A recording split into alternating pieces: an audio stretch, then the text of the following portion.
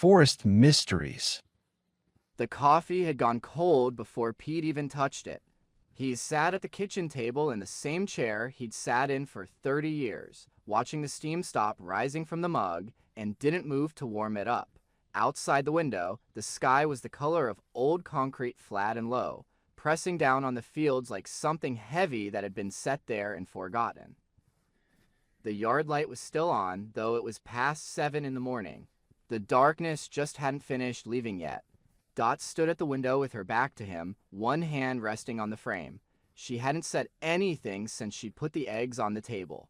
Pete knew that posture. He'd known it for 32 years. It wasn't anger. It was something quieter than anger and harder to answer. He ate, scraped the plate clean the way he always did, folded the napkin, pushed back his chair. The floor creaked under his boots when he stood. Dot still didn't turn around. "I'll be back before dark," Pete said. She nodded once, just barely, still looking out at the yard. He pulled on his coveralls in the mudroom, the heavy canvas ones that smelled like diesel and barn, and cold winters going back further than he could count. He checked his thermos full.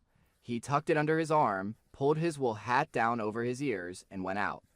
The cold hit him the way cold always hit him in December up here in northern Montana, not gradually, but all at once, like stepping through a door into a different world. His breath came out in a white cloud, and the wind took it sideways immediately. The thermometer nailed to the porch post read -18, but thermometers lied when the wind was running. It felt colder than that. It felt like the kind of cold that meant business. The John Deere sat in the equipment yard where he'd left it the night before, frosted over and silent and enormous in the gray light. Pete walked to it the way a man walks to something familiar without looking at his feet, without thinking about the distance. He'd started this tractor in weather like this more times than he could remember. Cold was just a condition. It didn't change the work. He climbed up into the cab, settled into the seat, and went through the startup the way he always did. Glow plugs first, wait for the light, key over slowly. The engine turned, coughed, turned again, and caught with a low shuddering roar that he felt in his chest more than heard. The whole cab shook for a moment, then steadied. Pete let it warm up and poured the first cup of coffee from the thermos, holding it in both hands, letting the heat work its way into his fingers. Earl was crossing the yard when Pete eased the tractor forward toward the gate. The old man was walking with his head down and his collar turned up, and he stopped when he heard the engine and looked over. He stood there for a moment, then walked to the tractor and knocked twice on the cab door. Pete rolled the window down 2 inches. "You going out to the north section?" Earl said. His voice was flat and careful, the way it always got when he was deciding whether something was worth saying. "Need to finish the drainage work before the ground freezes solid," Pete said. Earl looked at the sky. He looked at it the way people who have spent their lives outdoors look at weather reading it, not admiring it. What he read there, he didn't seem to like. "Wind's coming from the north," Earl said. "It'll turn before noon. Bad turn. I'll be in and out." "You always say that." Pete looked at him through the 2-inch gap in the window. Earl looked back. Neither of them said anything else. Then Pete rolled the window up and put the tractor in gear. He told himself it was practical. The drainage ditch on the north section had been half finished since October, and if the ground froze before he got the culverts set, he'd be dealing with standing water and mud from March through May. That was real money. Real time. A man couldn't just stop because the sky looked gray. The sky in December always looked gray. But somewhere behind that reasoning, in a place he didn't examine too closely, there was something else. A stubbornness that had nothing to do with drainage ditches. He didn't like being told not to go. He never had, not by weather, not by anyone. It wasn't something he was proud of, it was just how he was built, the same as his father had been built that way, and his father's father before that. A man got up, a man did the work, and a man came home. That was the whole equation. The gravel road north of the farm gave way to the field track, and then the field track disappeared under the snow, and Pete was driving by memory, and the line of fence posts half buried on his left. The heater in the cab pushed warm air against his legs. The thermos rode in the cup holder he'd bolted to the dash 15 years ago. Everything was where it always was. Everything was fine. He noticed the sky first the way it had gone from gray to something closer to white, a flat white without any depth to it, like the inside of a box. And then he noticed the fields. And then, in the way that you notice the absence of something without immediately knowing what's missing, he noticed the quiet. No crows working the stubble on his left. No sparrows flushing ahead of the tractor the way they always did. He scanned the fence line, nothing. He looked toward the tree line at the far edge of the section, nothing moved there either. The fields were completely empty of birds in every direction as far as he could see. Pete had lived in this country his whole life. He knew what birds did before a storm. They left, they got somewhere low and sheltered, and they stayed there. He looked at the sky again, then at the field ahead of him. He kept driving. Pete had been watching the line of fence posts for so long that they had turned from separate shapes into a broken gray stitch on the edge of the world, and the world itself had shrunk to the inside of the cab. The steady vibration of the engine under his boots, the low hum of the heater, and the small familiar weight of the thermos pressing against his thigh. Every time the tractor rolled over a drift, so when the change came he felt it first with his body and only then heard it with his ears. The engine coughed once, just a small hitch in the rhythm, the way an old man clears his throat before speaking, and Pete's hand went to the key instinctively, giving it a little twist, listening for the tone to even out again. Yet instead of smoothing, the sound dropped, the hum turning into a tired chug, then into a hollow knock, and then, with a long shudder that passed through the frame and into his spine, the engine simply quit. The sudden silence dropping over him so fast and so complete that for a second it felt as if someone had put their hands over his ears.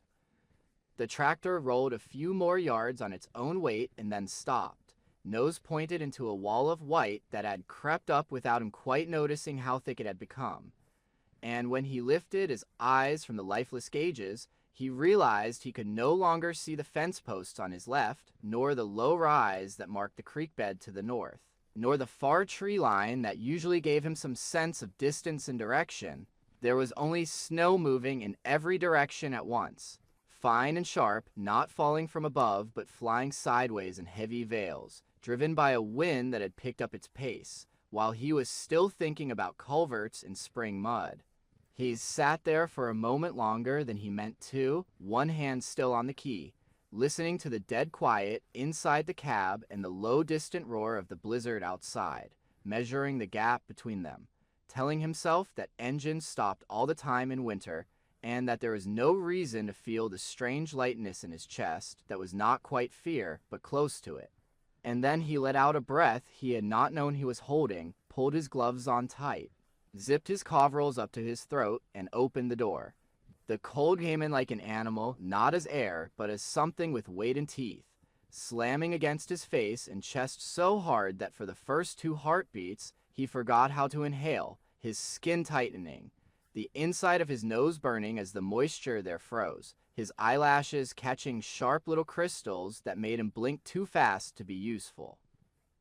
He swung himself down from the cab, boots hitting the packed snow with a hollow crunch, and immediately the wind grabbed at him, shoving at his shoulder, pushing against his legs, trying to turn him sideways, and the fine snow rode the gusts like smoke, finding every gap in his clothes, stinging the strip of skin between his collar and his beard, slipping down his cuffs, needling the backs of his hands through the fabric of his gloves. He walked around to the side panel by habit, counting his steps without meaning to, because distance became a slippery thing in weather like this, and every move had to be traced in his head, so that he could retrace it when his hands were too numb to trust. The tractor loomed beside him as a dark, blurry shape, its sharp edges eaten by blowing snow, and when he yanked the panel open and leaned in to peer at the fuel filter and lines, the metal bit through his gloves, as though it were red hot instead of freezer cold, sending a deep ache into his fingers that did not feel like pain at first, only like a sudden loss of sensation. He knew what frozen diesel looked like, the thick cloudy sludge in the lines, the way water in the system turned into hard little plugs of ice that blocked flow to the injectors. And as he pulled a glove off with his teeth and touched the side of the filter housing with bare fingers for just a second, he felt the heavy, unmoving chill there, the kind that told him the fuel inside was no more likely to move than a block of river ice in January. And for a moment he saw in his mind the shelf in the barn where the winter additive sat, the bright plastic bottle he had meant to empty into the tank last week and somehow had not, because the days had been mild and the work had been steady, and a man always thought he had one more day before winter showed him its real face. The wind pressed against his back harder, as if annoyed that it was still in its way, and he put the glove back on, fingers clumsy now, and tried the simplest things, first cycling the key, listening to the reluctant grind of the starter fight against thick oil and a cold battery, checking the lines he could reach for obvious cracks or breaks, tapping along the housing with a wrench in the stubborn hope that something might shake loose, but the engine only coughed weakly and then settled into a heavier silence, the kind that did not invite further argument. He lasted maybe 15 minutes out there, though it felt like an hour, and by the end of it his fingers were no longer aching, but had gone to a deep, distant tingling that told him he was eating into his margin of error. His feet buzzing in sight, his boots in a way he recognized from other winters, other fields, other days when he had pushed too far. And he told himself that he was not 25 anymore, that there was no sense in proving anything to anyone, least of all to a dead tractor and an empty field. He climbed back up into the cab with more care than usual, one boot at a time, hands gripping the metal railing, because for a second his foot missed the step, and the wind caught him at the same moment, trying to twist him away from the door. And when he finally got inside and yanked it shut behind him, the relative stillness in the cab felt almost unreal, as if he had stepped from one world into another just by closing a door.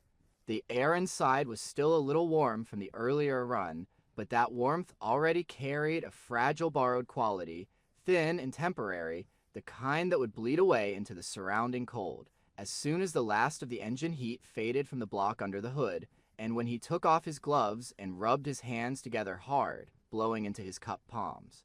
He watched his breath turn into a pale cloud that hung in front of his face for a second, and then drifted away toward the windshield. He did an inventory the way he might have done a tool check before a long job, forcing his mind into calm, practical channels, because panic in a place like this was not just useless but dangerous.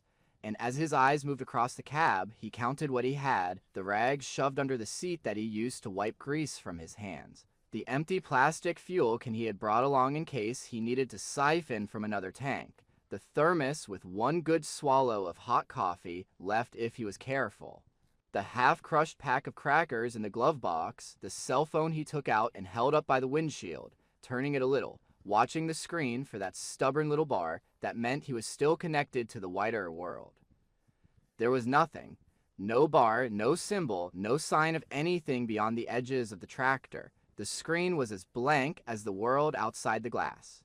He stared at it longer than he needed to, then set it face down on the dash, as if hiding it that way would make the fact of its uselessness less loud inside his head.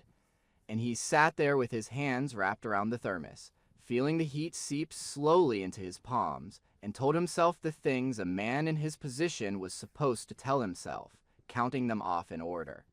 So they would sound like truths. He was maybe 8 miles from the farm. Earl would notice that he had not come back when he usually did. The boys could run a pickup out along the section road once the wind settled. He had been stuck out in bad weather before and come home every time. He unscrewed the lid and took the last swallow of coffee, letting it sit on his tongue a moment before he swallowed, stretching out the warmth as far as it would go, and felt it slide down his throat and reach his chest like a small coal that glowed for a second and then went dim, and while he was still holding onto the echo of that warmth, he opened the door again, just a crack this time, and looked out into the white.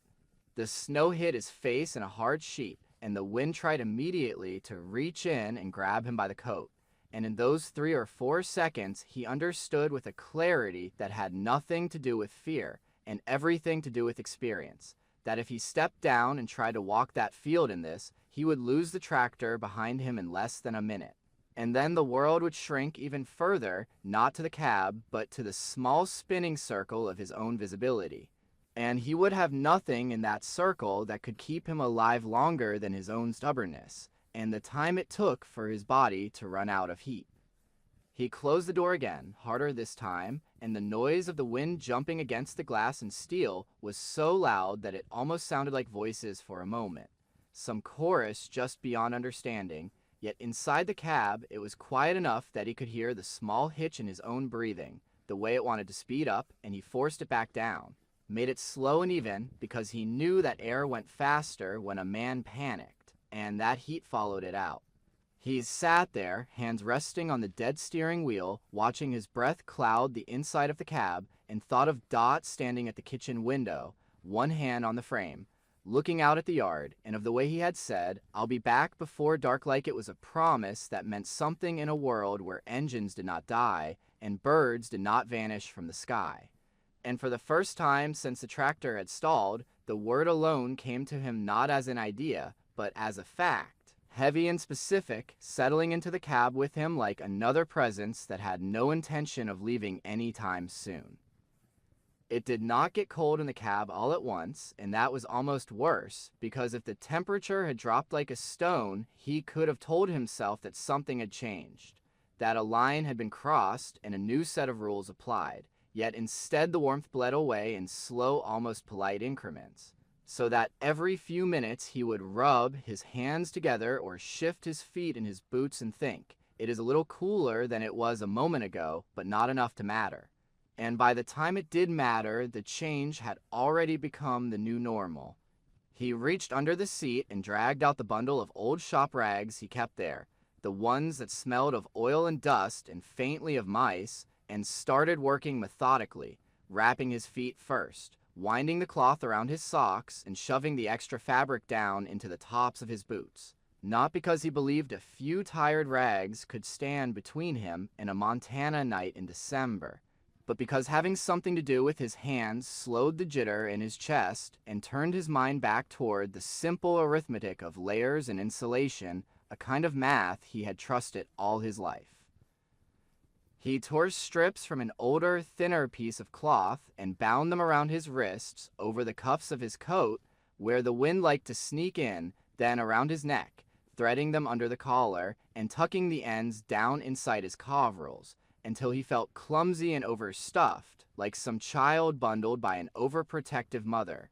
And if anyone had seen him right then with his head half wrapped and his hands moving in short, stiff motions, they might have laughed. But there was nobody out here to see him, and the foolishness or dignity of how a man looked in a stalled tractor in the middle of a white field ceased to have any weight. The heater fan, which had been pushing a thin stream of lukewarm air onto his boots, blew cooler with every passing minute until finally he reached over and turned it off, because there was something needling about the whisper of air against his legs. When it carried no warmth, the silence that followed felt fuller, a different kind of pressure, the sound of nothing happening at all. He pulled the small hammer from the side pocket of the door, the one he used for knocking loose rusted pins and coaxing frozen latches open. And for a while he sat with it in his hand, turning the weight from palm to palm. Then, without thinking too much about why he needed to do it, he slid the window on the leeward side down just enough to stick his arm out, and began to beat a slow, steady rhythm against the steel of the cab, each blow dull and heavy, dying almost as soon as it landed, swallowed by the wind and snow before it had a chance to travel 10 feet. He hammered for longer than made rational sense, because the act itself kept his shoulders moving and his blood working a little harder, and because some stubborn animal part of him was not yet ready to accept that there was no one within miles to hear him, and nothing out in that swirling white that cared about the thin metallic thud of his signal. Yet after a time his arm grew tired. His fingers cramped around the hammer handle, and he drew it back in, closed the window, and listened. In the quiet that followed, he became aware of the way his joints had started to stiffen, of the small tremor that had crept into the muscles of his thighs, not yet a real shiver, but the beginning of one, and of the way his breathing had slowed without his telling it to, as if his body were already making private decisions about how best to stretch its remaining heat. He flexed his hands and watched the skin across his knuckles, noting how pale it had become, how the tiny scars from old cuts stood out wider than the rest. And for a moment he was somewhere else entirely, standing in the yard of his father's place 30, maybe 35 winters ago, the breath of the cows hanging in the pale blue dawn, the snow still clean and hard and untracked, and his father's voice coming from behind him with that matter-of-fact cadence it always carried when he thought, was saying something simple.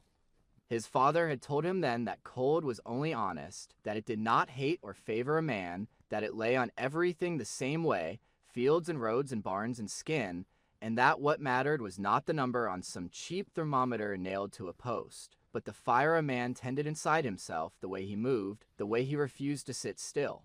And let the frost climb up his legs and into his head, and Pete, who had been young enough to think himself invincible and old enough to know better, had taken the words half in and half past him, carrying them in his memory more as the sound of his father's breath in the air, than as a lesson pressed down into his bones.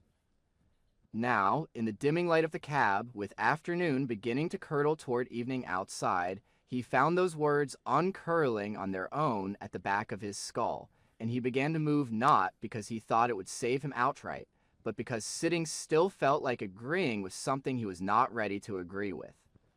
He punched his fists into his thighs in slow, deliberate blows that sent a dull ache up into his hips, and made the blood stir a little in muscles that had been tightening, then lifted his knees one at a time, marching in place from the seat, feeling ridiculous and grim at the same time, counting his breaths as he moved, trying to keep them steady, because he knew that if they turned into harsh, fast panting, he would only pour his heat out onto the cold glass and get nothing back for the trade.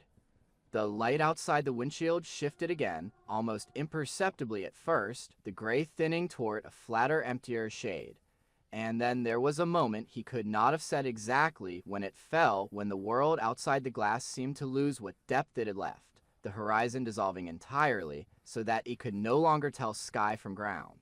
Only a uniform swirling pall that filled every direction. And with that change came a deeper awareness that daylight was not something he could count on anymore, that the hours between now and full dark were fewer than the part of him clinging to ordinary routines wanted to believe.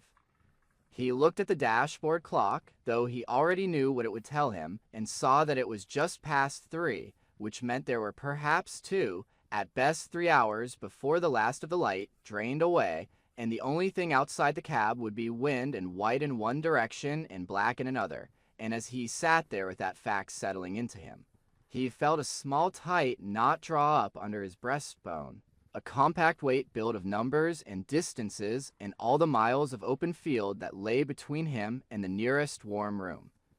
He thought of Dot again, not in any sentimental way, but in that sharp practical fashion his mind always took when it turned toward her, seeing her not as an image from their younger years, but as she had been that morning, standing at the window in her long cardigan, hair pulled back, one hand on the frame, shoulders set in that quiet, stubborn line. That meant she knew more about what the sky was saying than he wanted to admit, and he imagined the kitchen now, the clock above the stove ticking in its slow, unhurried way, the shadow of the yard light bending across the sink as the day leaked away, her turning every so often to look out, seeing nothing moving where the track to the fields cut through the snow. He wondered how long it would be before she called Earl, before the worry that had been sitting in her from the moment he said he was going north, hardened into something she could not swallow back. And then he realized that even if Earl started up his own truck right now and drove straight out, there was no guarantee the man would find him in this white mess before full dark. No guarantee he would find him at all. And that thought sent a narrow, bright line of real fear through him. So clean and defined that he sat up straighter and tightened his grip on the wheel, as if the tractor might suddenly spring to life if he just held on hard enough. The fear did not explode into panic, it settled more like a cold stone in the center of him, changing the balance of how he sat, how he breathed, how he looked at the walls of the cab, and he caught himself starting to run ahead in his mind, seeing nights stretched into mornings, imagining the temperature dropping past numbers he did not want to think about, picturing what his fingers would look like if he made the wrong choice about when to move and when to stay, and he forced himself to stop, to reel those thoughts back in hand over hand, because letting them run felt like giving the cold another inch of ground inside his own skull.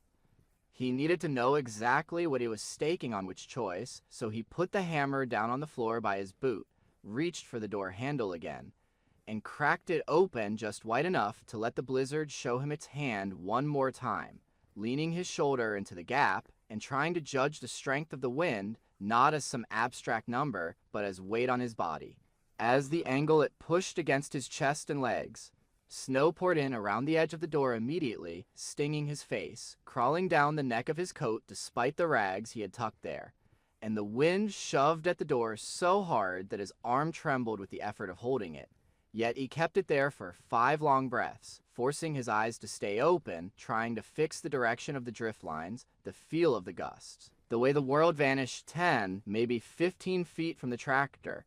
And when he finally let the door slam shut again, the knowledge that settled over him was not comforting in any way, but it was clear if he stepped out now and tried to walk the 8 miles to the farm in this, he would not simply be cold and tired. He would be blind and turned around and lost in a space that looked the same in every direction.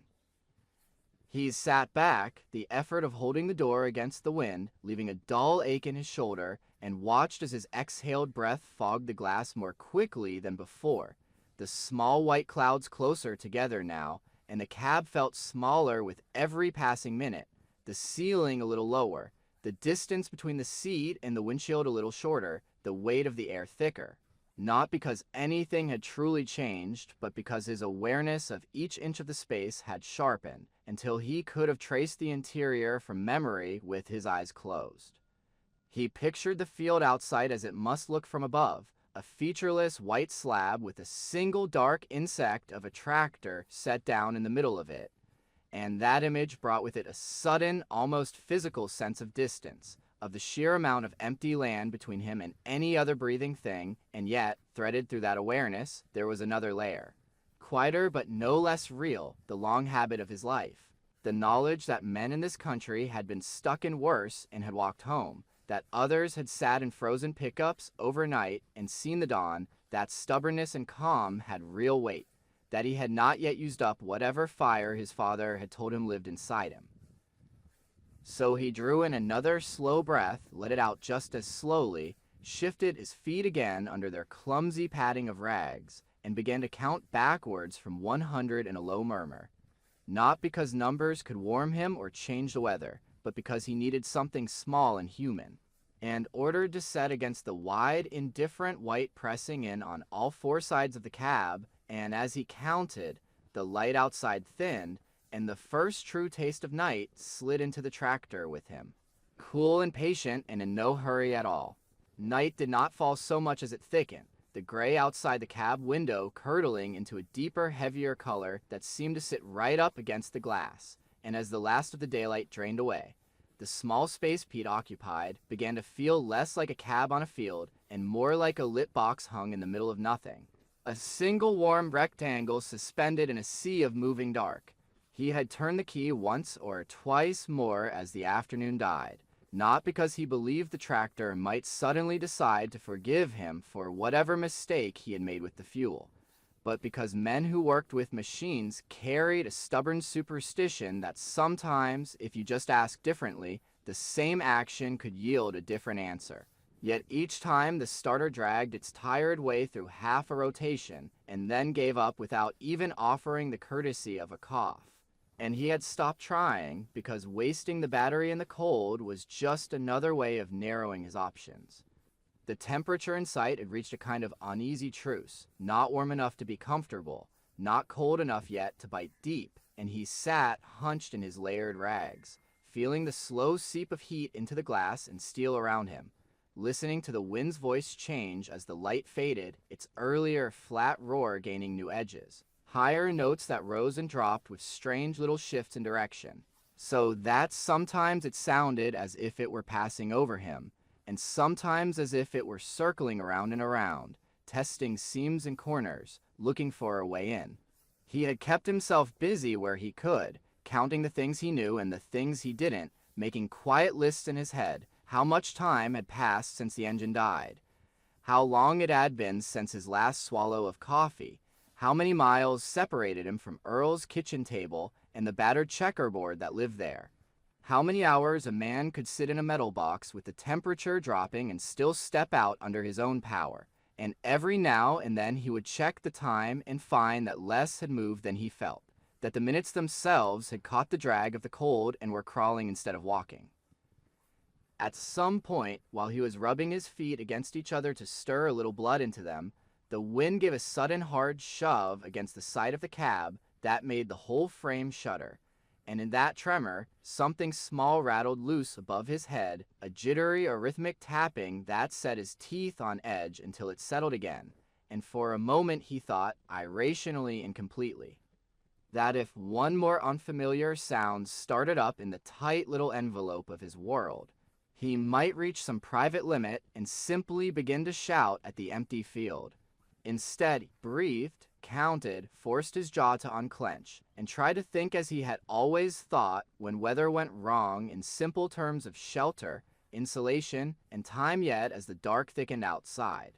The cold inside ceased to be a separate external thing pressing against the walls and began to feel more like a presence sitting quietly in the corners of the cab waiting. Patient and sure of itself, and the steady, reasonable part of his mind that had spent a lifetime solving problems started to feel just a little less steady. The first sound was so small he almost wrote it off as another trick of the wind, a faint crunching like someone stepping very carefully on hard-packed snow, and it came during a lull in the thin pocket of relative quiet between one gust and the next, so that it stood out line sharp against the background roar, one single, distinct compression of snow crystals beneath weight that did not belong to him or to the tractor, and in the instant before the next gust washed over it, he found that he had already stopped breathing, as if his body had decided on its own that it might hear better that way. He sat absolutely still for a full 3 heartbeats, waiting, wondering if his mind had finally decided to start filling the silence with whatever scraps of sound it could invent. And then the wind dropped again, sliding sideways into a lower note, and in that small valley of noise he heard it a second time, a little closer now, another deliberate crunch, followed by a third. Then a cluster of them, overlapping and out of sync the way footsteps become when more than one body moves through the same patch of snow. The inside of the cab felt suddenly too bright, his breath a little too loud, his own heart beating with a heavy, hot insistence that seemed somehow out of place in the slow, careful cold of the night, and a thought flashed through him, reflexive and sharp, someone else is out here. The notion came with almost as much relief as fear in the first instant, because there was a piece of him that wanted nothing more than to open the cab door and see the glow of another vehicle cutting through the dark, another human figure fighting the wind, another voice to break the oppressive solitude. Yet even as that hopeful piece of him stirred, another older part that had spent decades watching the way sound carried over frozen ground took hold of the facts there had been no engine noises, no sweep of headlights, no rise and fall of a truck transmission pushing up through drifts. What he was hearing now was softer, closer to the ground, and had a weight to it that did not suggest rubber tires, nor the clumsy stomp of a man in boots, but something steadier, lighter, spread over more points of contact. He found his hand closing around the hammer on the floor of the cab before he had consciously decided to reach for it, the familiar roughness of the worn wooden handle grounding him even as the cold leached heat from his fingertips. And he told himself that there were reasonable explanations for soft feet in the snow at night in cattle country a stray calf, a deer pushed down from the hills by the storm, even one of Earl's dogs if the fool thing had chewed through its tether, yet none of those images sat quite right against the cadence of the steps he had heard, nor against the silence that followed them, a silence that was not emptiness, but a waiting he could almost taste. He turned his head slowly toward the side window, the one that faced into the thickest part of the dark, and stared at his own reflection flat in there, the dim interior light drawing his features up against his eyes, so that for a moment it felt as if there were another man out there in the night, looking in with his face, and then, in the next lull of the wind. The crunching started again, closer now, moving along the length of the tractor, circling, and something inside his chest tightened in a way that had nothing to do with cold, and everything to do with a deep old place, built long before tractors and fuel lines and smartphones. He reached up with his free hand and thumbed the interior light off, plunging the cab into a softer darkness where only the faint glow of the dashboard clock marked time. And as his eyes strained to adjust, he became uncomfortably aware of how exposed he had been, lit up like a lantern on the prairie, the only bright thing in a wide radius of dark, visible from every angle to anything that cared to look, the way a farmhouse window glowed on a winter night and drew moths to its single pane of warmth. The world outside the glass shifted again, his reflection slipping away as the darkness claimed the window, and gradually shapes began to suggest themselves in the swirling gray-black, not clear, not stable, but enough to give edges to his imagination. And as he leaned forward slightly, breath shallow, eyes fixed on the side glass, he saw, or thought he saw, a darker shadow detach itself from the general mass and pause there, an absence within absence, the smear of something more solid than snow. The wind gusted and the shape blurred, and he almost convinced himself that he had imagined it, that what he had perceived was no more than the thicker movement of drift piled against the tractor's flank, when the crunch came again, impossibly close this time, right below the window, followed by another and another. And then the unmistakable hollow thud of something bumping lightly against the steel of the cab, not with the random slap of windblown branches. For there were no trees out here to shed branches, but with the unhurried contact of a body choosing to lean. Slowly, as if any sudden motion might draw the night inside, he shifted his gaze from the vague plane of the window to a single point, searching for an anchor, and the darkness answered by offering him a narrow horizontal slash of paler gray, the snow-covered hood of the tractor, and, just beyond its edge, a pair of low, steady points of reflected light. Not bright enough to be anything mechanical, but bright enough to register as eyes, level and unblinking, set in a broadhead that resolved itself by degrees as his own pupils opened wide, the outline of ears pricked forward, the strong line of muzzle. The animal was big, larger than any dog he had ever owned or seen working cattle, its fur a mass of mixed shadow and dim moonsheen that suggested gray more than any other color, and as it stood there in the storm, perfectly balanced on its feet, completely still, snow blowing over and around it in sheets that did nothing to disturb its posture. He felt the hair rise on the back of his neck, beneath the scraps of cloth he had tied there.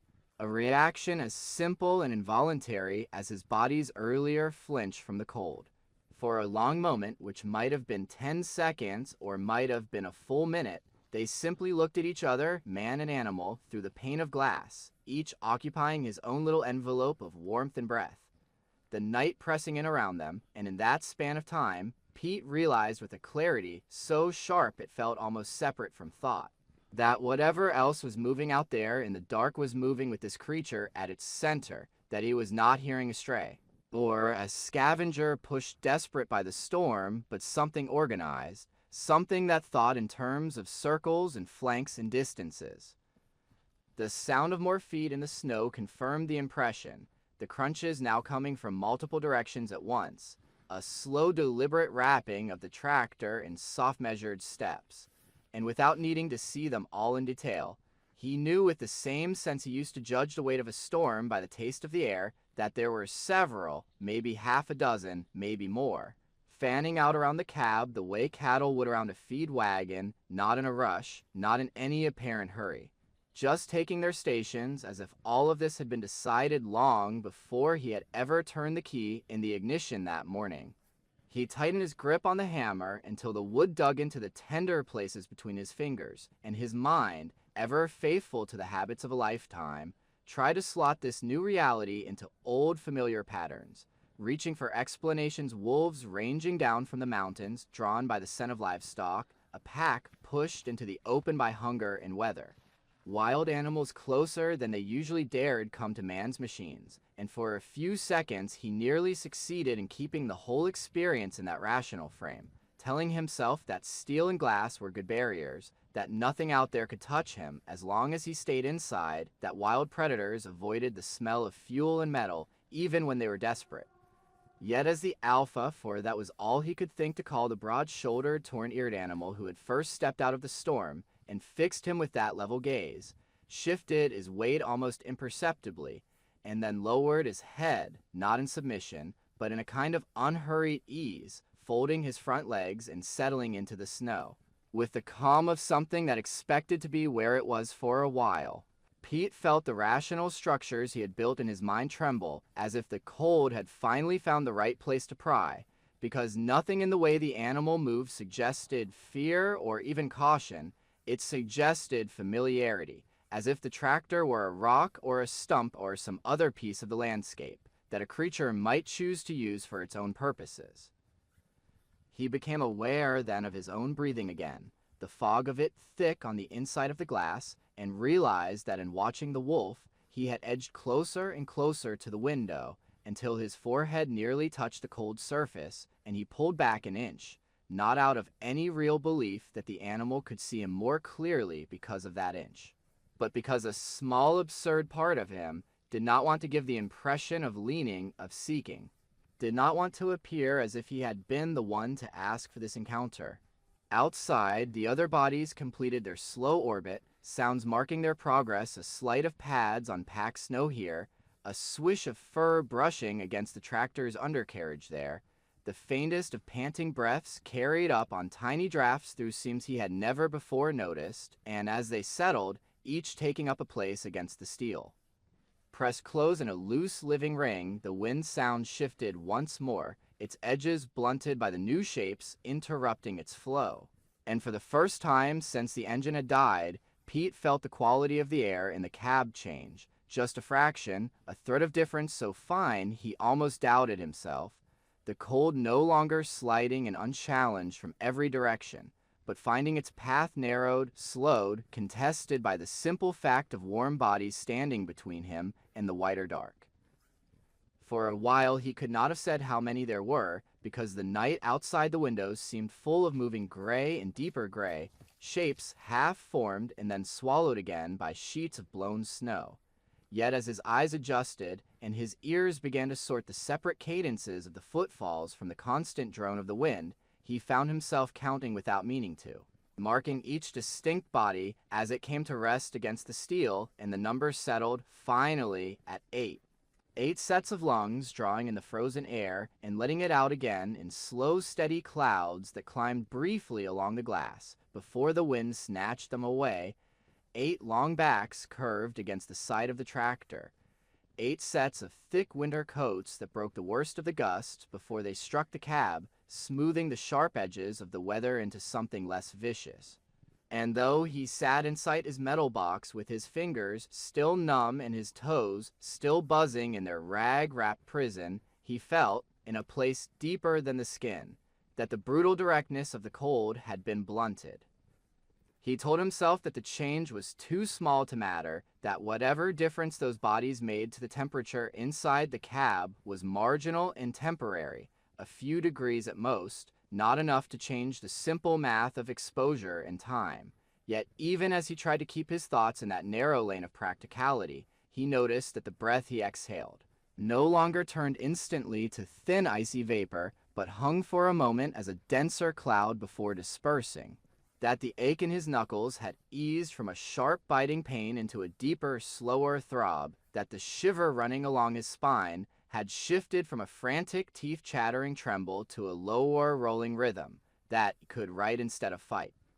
He leaned back from the window and forced himself to look at them one by one, instead of as an anonymous frightening mass, because breaking problems down into smaller pieces had always been his way of keeping his head when things went sideways. And as his gaze moved along the ring of animals pressed around the tractor, he began to see individuals instead of shadows, each with its own particular shape and scars. Closest to the cab door, folded into the snow with a kind of careful heaviness, lay a rangy male whose ribs showed a little under the winter coat, not from starvation, but from the lean hard life such animals led, his ears sharp and unmarked, his muzzle still dark, his eyes flicking now and then toward the alpha as if to check some invisible boundary, before settling again on the drifting snow. A few feet behind him, nearer the rear tire, a smaller wolf curled tighter, tucking its nose into the thick fur of its tail in a muscular knot that wasted no surface area, its flanks rising and falling in a slow, deep rhythm that seemed to match the pulse of the wind itself. On the other side of the cab, where he could see less clearly, he could still make out the silhouette of an older animal, its posture more stiff, the fur along its back grizzled with white, one ear notched almost in half, as if someone had taken a clean bite out of it years ago, and the wound had healed into a permanent ragged edge. That one lay slightly apart from the tightest cluster, not outcast, not quite central either, as if age had granted it a different kind of distance. The alpha remained where he had first settled, close enough that Pete could see the slow movement of muzzles under the thick pelt each time the animal drew in breath, the faint steam of its exhalations, fogging the lower part of the window in irregular patches. From this angle, the torn ear was more obvious, a jagged gap that broke the clean line of the skull. And there was something almost familiar in that imperfection, something that kept the wolf from seeming like a creature carved out of winter itself, anchoring it in the catalog of scars and injuries that all working bodies collected over time. By the rear hitch, half hidden behind the bulk of the tractor's frame, another wolf had sprawled less neatly than the others, one hind leg kicked out at an odd angle, toes splayed, its chest pressed up against the metal, as if it had claimed that particular strip of warmth for itself with the stubbornness of the smallest sibling at a crowded stove, and Pete felt, absurdly, an echo of the barn cats back home, the way they would flatten themselves along the side of the water heater on January mornings, eyes half closed, paws kneading the air in some private rhythm of contentment. The hammer lay heavy in his hand, its weight now more symbolic than practical, and he let it rest there across his knee as he studied them, the thick glass between them and him a reminder that for all the strange sense of shared circumstance that had crept into the cab, there remained that narrow, unforgiving line, inside and outside, man and not man. Warmth that depended on fuel and wiring and bolts, and warmth that depended on fur and muscle, and a pack's willingness to spend the night here instead of somewhere else.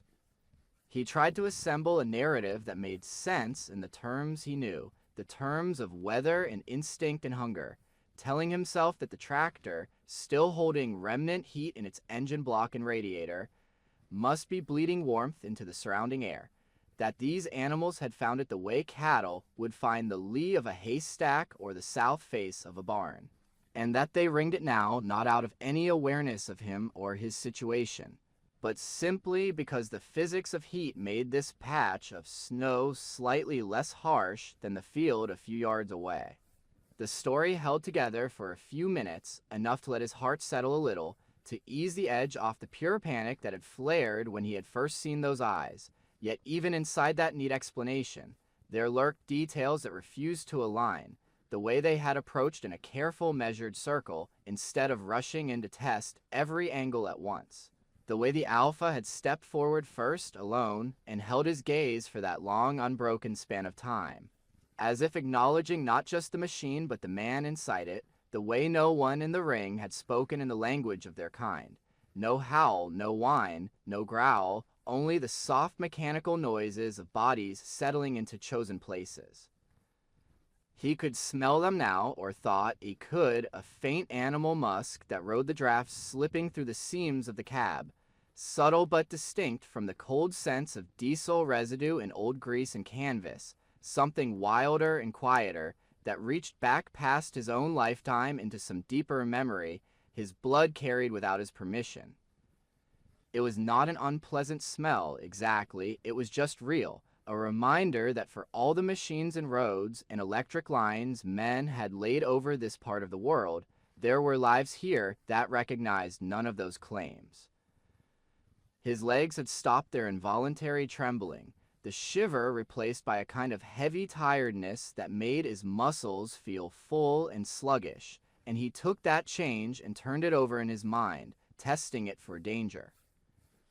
He knew that when the body grew too cold, it sometimes slipped from frantic shaking into a deceptive, treacherous calm, that skin could begin to feel warm again right before judgment failed, that the desire to sleep could creep up like a friend. But this did not feel like that, not yet. His thoughts were still sharp and ordered, his awareness still wide enough to keep track of the tiny sounds inside the cab and the slow breathing outside. And the easing of the shiver seemed tied, somehow, to the short measurable fact that there was now a living windbreak pressed against the steel from all sides. He became aware of his own breathing again, and of how, after a while of listening to the wolves around him, his chest had unconsciously fallen into their rhythm, long draws in and long exhalations out, slower than the quick, shallow panting he had practiced earlier when he had been fighting panic, and there was something oddly steadying in that shared cadence, as if his lungs had joined some larger bellows circling the tractor, pulling air in and out of this little pocket of night. He looked at the Alpha once more, and in the dim smear of reflected instrument light, he saw that the wolf's eyes were not the flat glowing coins of nightmare stories, but complex layered things, catching what little light there was, and returning it in muted shades of amber and dull gold, and the thought came to him, unbidden and unwelcome, that those eyes might be looking at him not as a man who had driven machinery across a field, but as another warm, trapped creature weathering the same hard hours. The inside of the cab, which had felt like a prison only an hour before, began to feel, dangerously, almost like a den, the windows small and thick with frost along the edges, the ceiling low, the seat the only flat surface, and with that subtle shift came a tug of exhaustion that rolled over him in a slow, heavy wave. He swallowed against it, blinked hard, and sat up straighter, forcing his back away from the comfort of the seat, because he knew that letting himself sink into that softness would make it easier for his eyes to close and stay closed. His tongue felt thick and dry in his mouth, the last of the coffee a memory now only in the faint bitterness on his palate, and to break the hold of the silence, he cleared his throat and said, in a voice that sounded foreign in the close air, "You picked a hell of a spot." The words came out rough and low, the syllables curling in the cab and dying against the glass, and of course none of the wolves reacted in any way he could perceive. Their chests rose and fell, their tails lay still, their ears twitched now and then at some subtle change in the wind's song, but if the sound of his voice had reached them at all, it had not been important enough to warrant a visible response. He sat with the echo of his own speech for a few moments, surprised by how much it had taken just to push those few words out, how they had seemed to scrape along the inside of his throat, unused to being formed after so many hours of silence, and he wondered, not for the first time, how long a man could go without speaking before his own voice began to sound like someone else's. The frost on the windows had thickened into delicate branching patterns along the edges, feathering into the cab from the points where the glass met the frame. Yet at the center of each pane, there remained a small clear patch where his breath and the wolf's breath kept the ice from locking down completely, a shared effort that neither party had agreed to, and yet which existed all the same. And he found himself tracing those patches with his eyes, as if they were little maps of the strange arrangement the night had drawn them into. Time, which had dragged mercilessly earlier, began to distort in another way, the minutes losing their heart edges, slipping into one another, as his mind walked the narrow path between attention and weariness. The steady, slow breathing from outside became almost hypnotic, a background rhythm against which his own thoughts rose and fell, circling back over the same facts again and again, the miles to the farm. The likely routes Earl might take in the morning if the storm broke, the amount of fuel still in the tractor's belly, the question of how much heed a ring of wild animals could realistically give a man through steel and glass, but somewhere beneath those calculations another question lay, simple and persistent. They had come, these 8, to the only warm machine in a wide empty field, had arranged themselves with a calm that spoke of deliberate choice, had settled in without testing the glass with their teeth, clawing at the doors, had turned their bodies into a loose living wall around him. They could have found a cut bank or a cowley, a stand of scrub trees, adrift against a barbed wire fence, any number of places to curl up and wait out the worst of the wind. Places they had used 100 times before he had ever driven a tractor into their territory, and yet they were here. As that thought turned over, slow and insistent, he realized that for the first time since the engine had died, the sharp edge of fear was not the foremost thing in him. It was still there, coiled and ready, but it had been joined by something more difficult to name, a wary, reluctant gratitude that he did not quite trust, as if he had accepted help from a stranger he knew nothing about, and now had to sit with the fact of that bargain in the dark. By the time the clock on the dash slid its slow way toward midnight, time itself had taken on a strange, uneven texture, stretching thin in places and then bunching up unexpectedly, so that there were stretches when each minute seemed to drag its feet through the cold and others when he would blink just once, and find that 10 or 15 had somehow slipped past without leaving much of a mark on his awareness. And through all of it, the breathing of the wolves around the tractor remained steady, the only truly dependable rhythm in a world that had narrowed to glass, steel, and snow. The cold outside, which had earlier felt like a huge blunt force, pushing in from every direction with equal violence, sharpened as the night deepened, losing some of its raw bluster and settling instead into something leaner and more penetrating, a kind of quiet, merciless clarity that reminded him of the mornings back when he was a boy.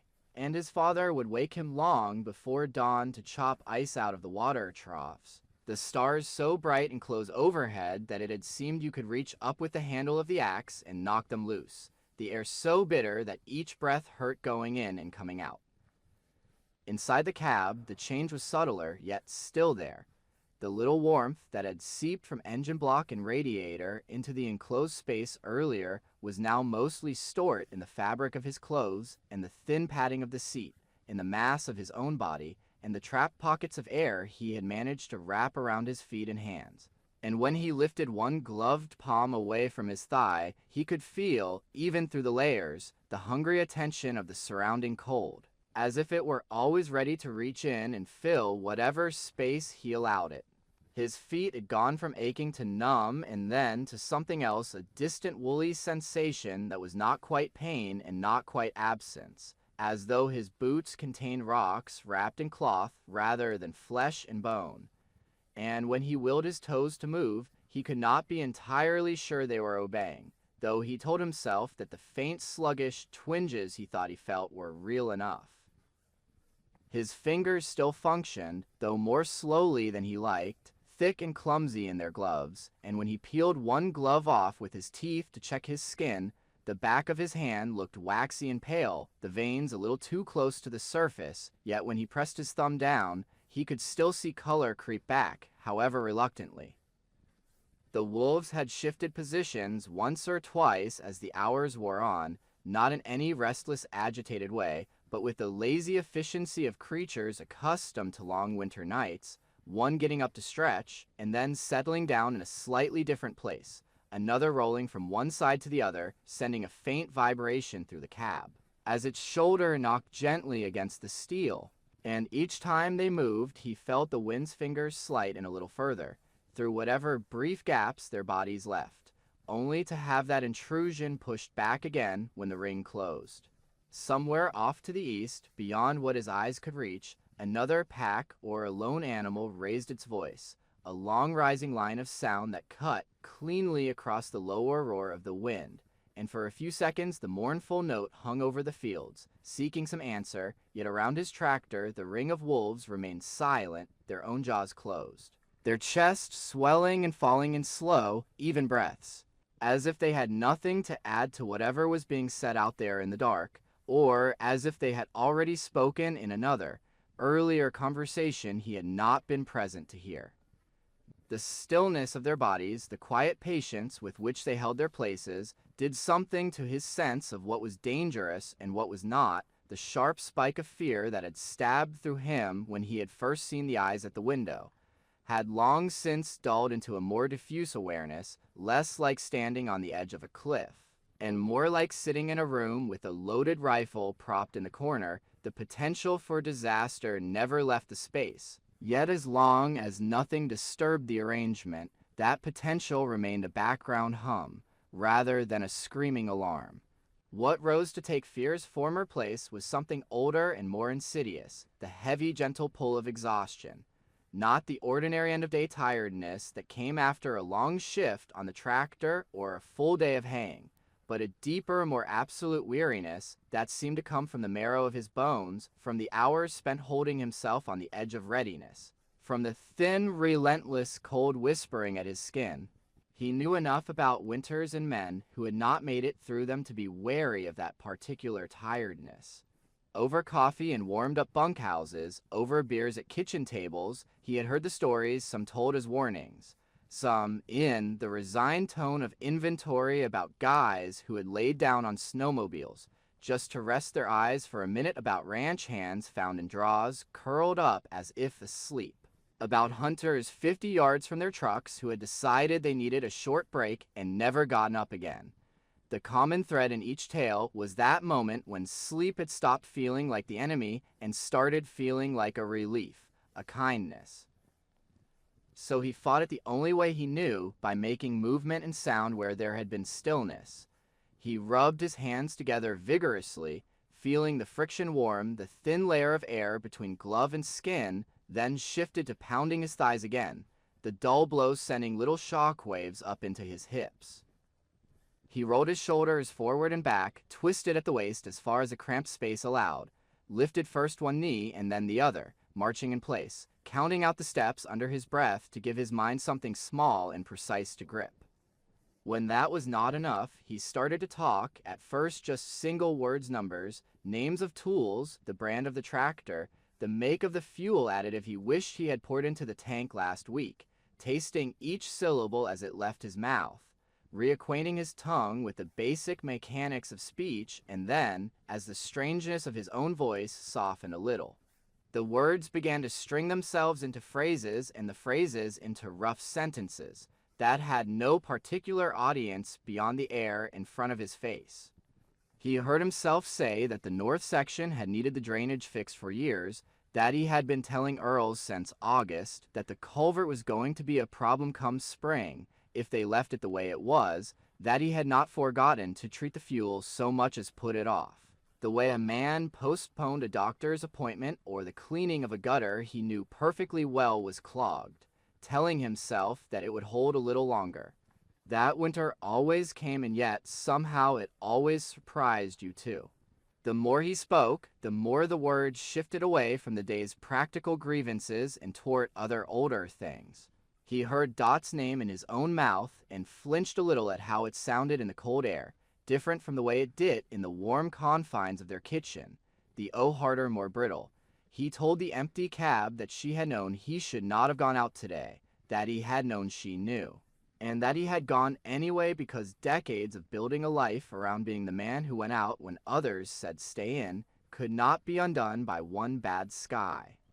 He said, almost without meaning to, that he should have said more at breakfast than I'll be back before dark, that it would not have cost him anything to add one more sentence, to acknowledge the worry he had seen in her shoulders, and he felt a brief sharp ache that had nothing to do with the cold, a small precise grief for a conversation that had not happened. His voice grew hoarser as he went on, the words rasping a little at the edges, and eventually he ran out of things to say to the cab itself, and found his gaze drifting once more to the dark shape just beyond the side window, the solid curve of the Alpha's shoulders, the pale smear of one cheek where blown snow had settled, and some switch in sight, and flipped with a tired wry click. The next sentence that came out of his mouth was aimed not at the glass or his own reflection, but at the animal sprawled there in the snow. You know, he said, and the sound of his own drawl addressing that hunched shape was so strange that it pulled a short breathless laugh out of him. If anybody had told me this morning I'd be sitting out here talking to a wolf, I'd have called him crazy. The wolf did not move. Its chest kept rising and falling in that same steady rhythm, its head resting on its front paws, ears tilted neither forward nor back, but in a neutral, relaxed line, And yet there was something in the tension of its body, in the way the muscles along its back held their shape even in repose, that gave the impression of attention, of a listening that was not about words at all.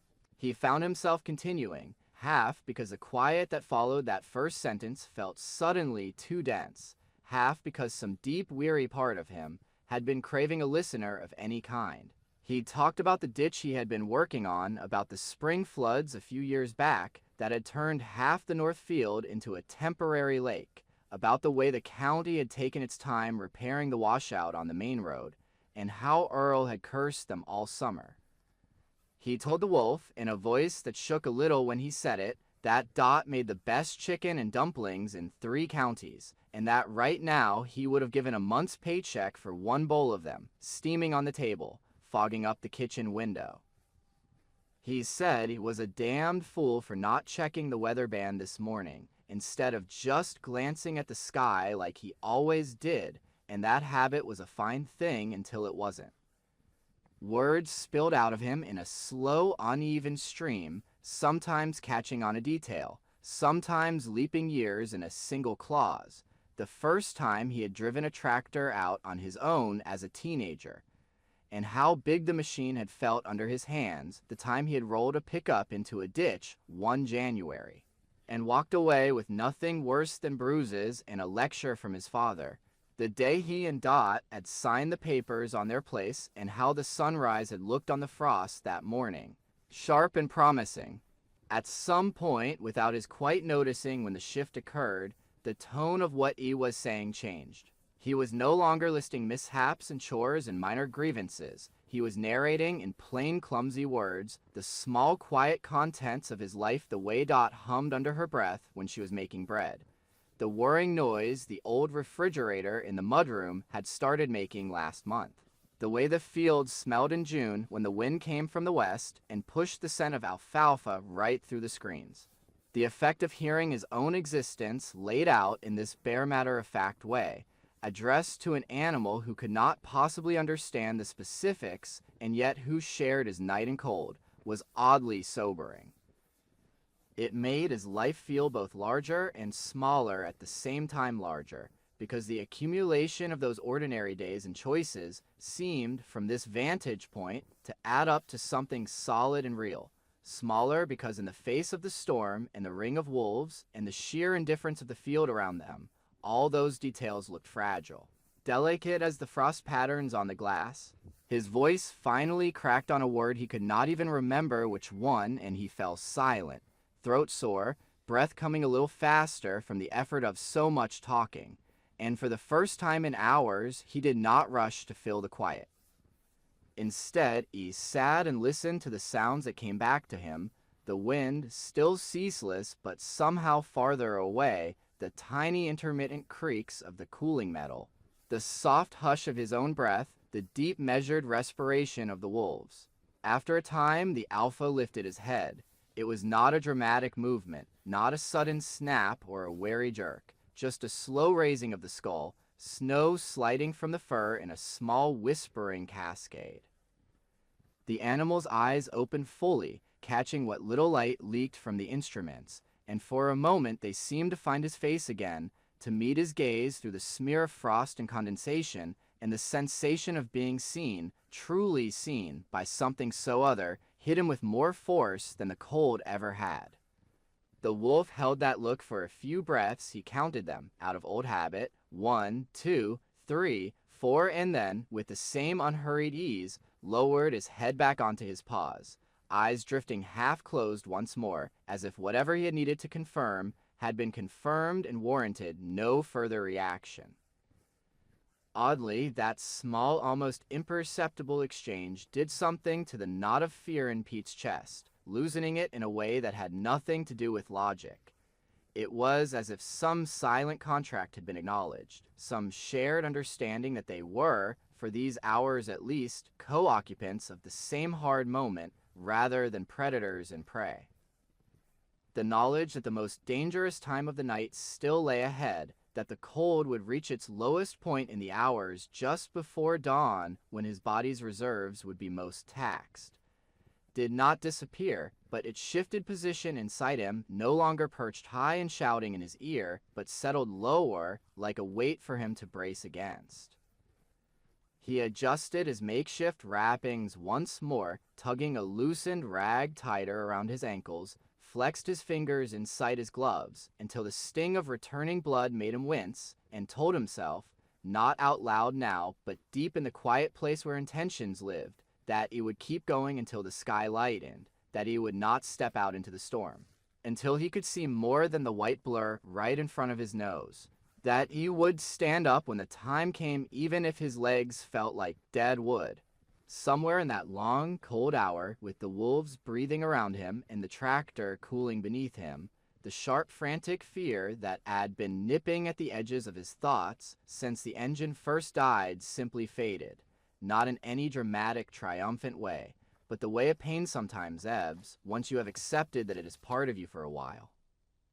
What remained was a steady, almost stubborn calm, a narrow, unwavering line of will that did not promise anything, except that he would meet whatever came next with his eyes open. His own eyelids, heavy as they were, obeyed him when he ordered them to stay up.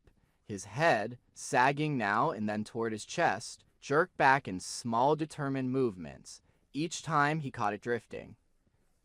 He found himself thinking, with a clarity that surprised him given the hour, that he would make it back to Dot, that he would stand again in their kitchen with his hands wrapped around a hot mug, that he would tell her about the empty sky that should have warned him, and about the night he spent in a dead tractor ringed by wolves who lay down in the snow and, for reasons he might never fully grasp, helped keep a stranger alive.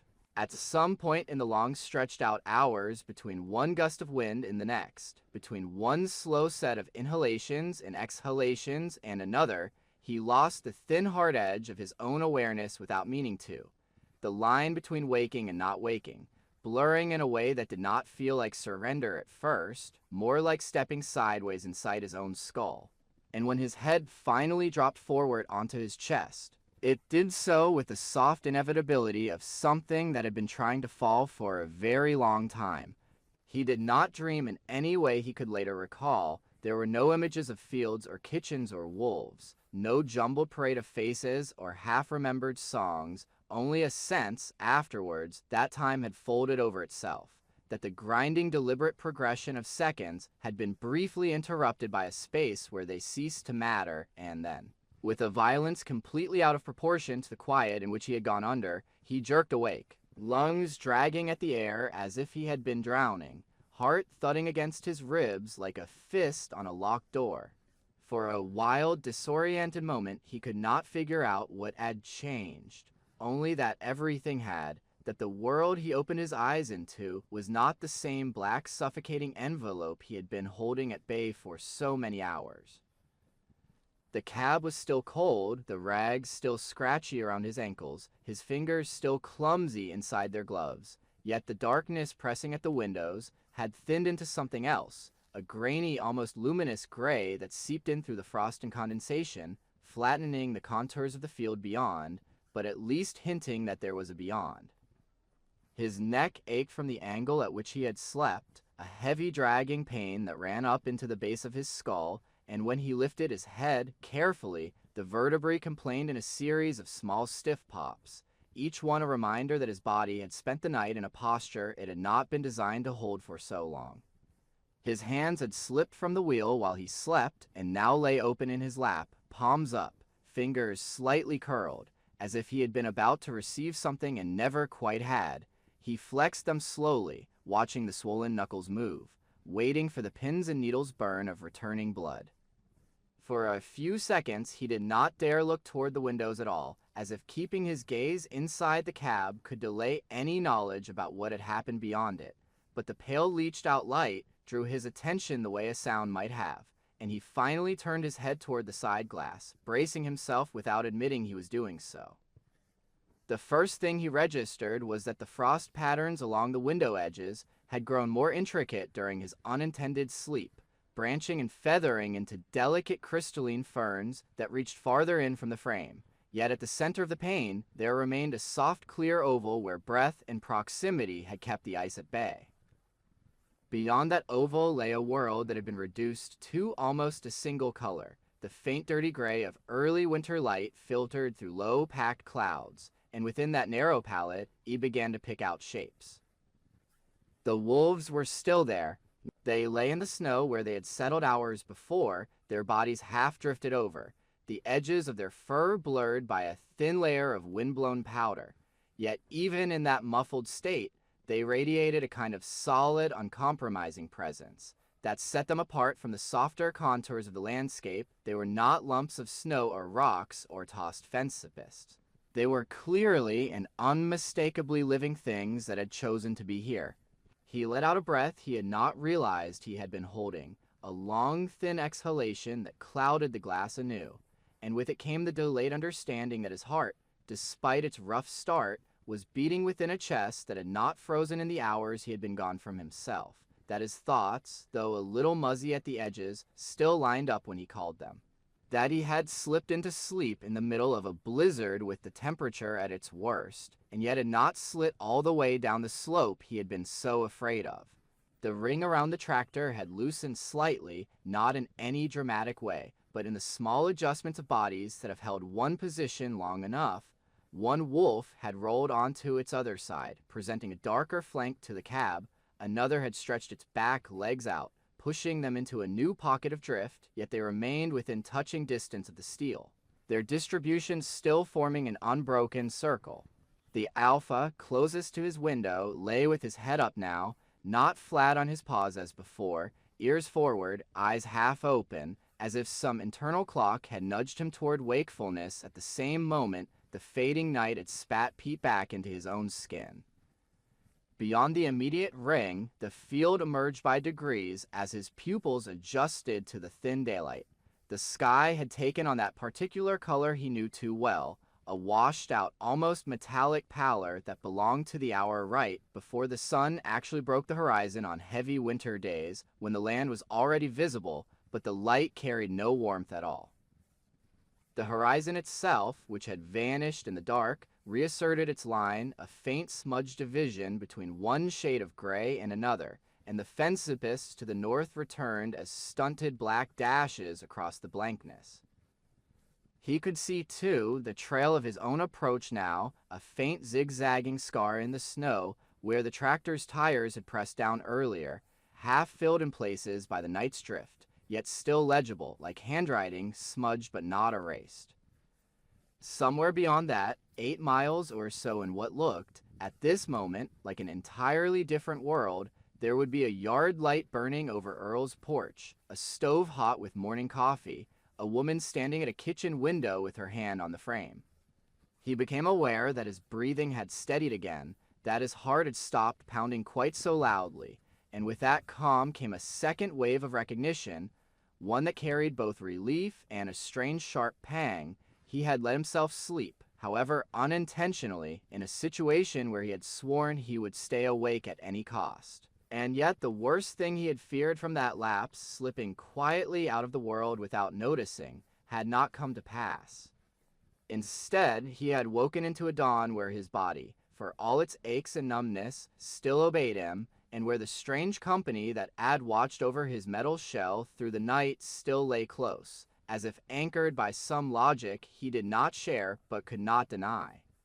He shifted in his seat, testing his legs, and felt the stiffness in his knees and hips protest, a grinding, rusty sensation, as if the joints themselves had been left out in the weather overnight. Yet when he commanded his right leg to straighten, it did, and when he flexed his ankles, there was at least some answering movement inside the boots. The pain that came with it was not pleasant sharp in places, dull in others, but it was proof of life, and he took that trade willingly. Outside, one of the younger wolves stirred more fully, lifting its head and giving a long jaw cracking yawn, that flashed white teeth for an instant before the mouth closed again, then shaking itself from nose to tail in a rippling motion, that shed a fine spray of snow into the air.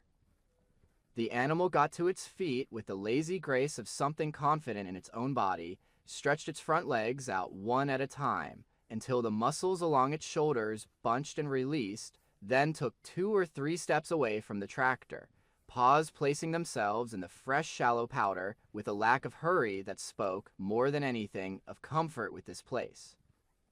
The others followed suit not in a single coordinated burst, but in a kind of slow staggered sequence, each wolf waking in its own time within a narrow band of moments, each performing some version of the same small rituals, the head shake, the stretch, the brief sniffing of the air, before easing out of the spots they had occupied all night.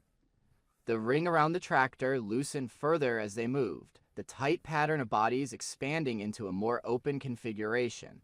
Yet for those few minutes they still remained within a couple of strides of the steel, their attention shifting outward toward the field and inward now and then toward the cab, as if checking both. The Alpha rose last. He unfolded himself from the hollow he had melted into the snow with a slow, deliberate economy, every motion efficient and unhurried, shaking his fur free of the fine layer of white that had gathered along his spine. Then, standing for a moment with his head high, nose testing the air, the torn ear giving his profile that broken, unmistakable edge. His breath came out in thicker clouds than the others, not because he was working harder, but simply because he stood closer to the cab, his exhalations hitting the cold glass and blooming there in irregular patches of fog that half hid his features, and then cleared again as drafts licked them away. Pete found that he had placed his hand on the inside of the window without thinking about it, not in any attempt to reach through, but as if some part of him needed the tactile reminder of the barrier between them, the slight sting of cold seeping through the glass into his palm anchoring him to both sides of the reality at once. The human world of machines and farms and wives who waited, and the older, wilder one that had wrapped itself around his for the length of a single night and was now, with equal calm, preparing to move on. The wolves began to leave the way they had come, in a kind of loose order that was not quite a line and not quite a scatter.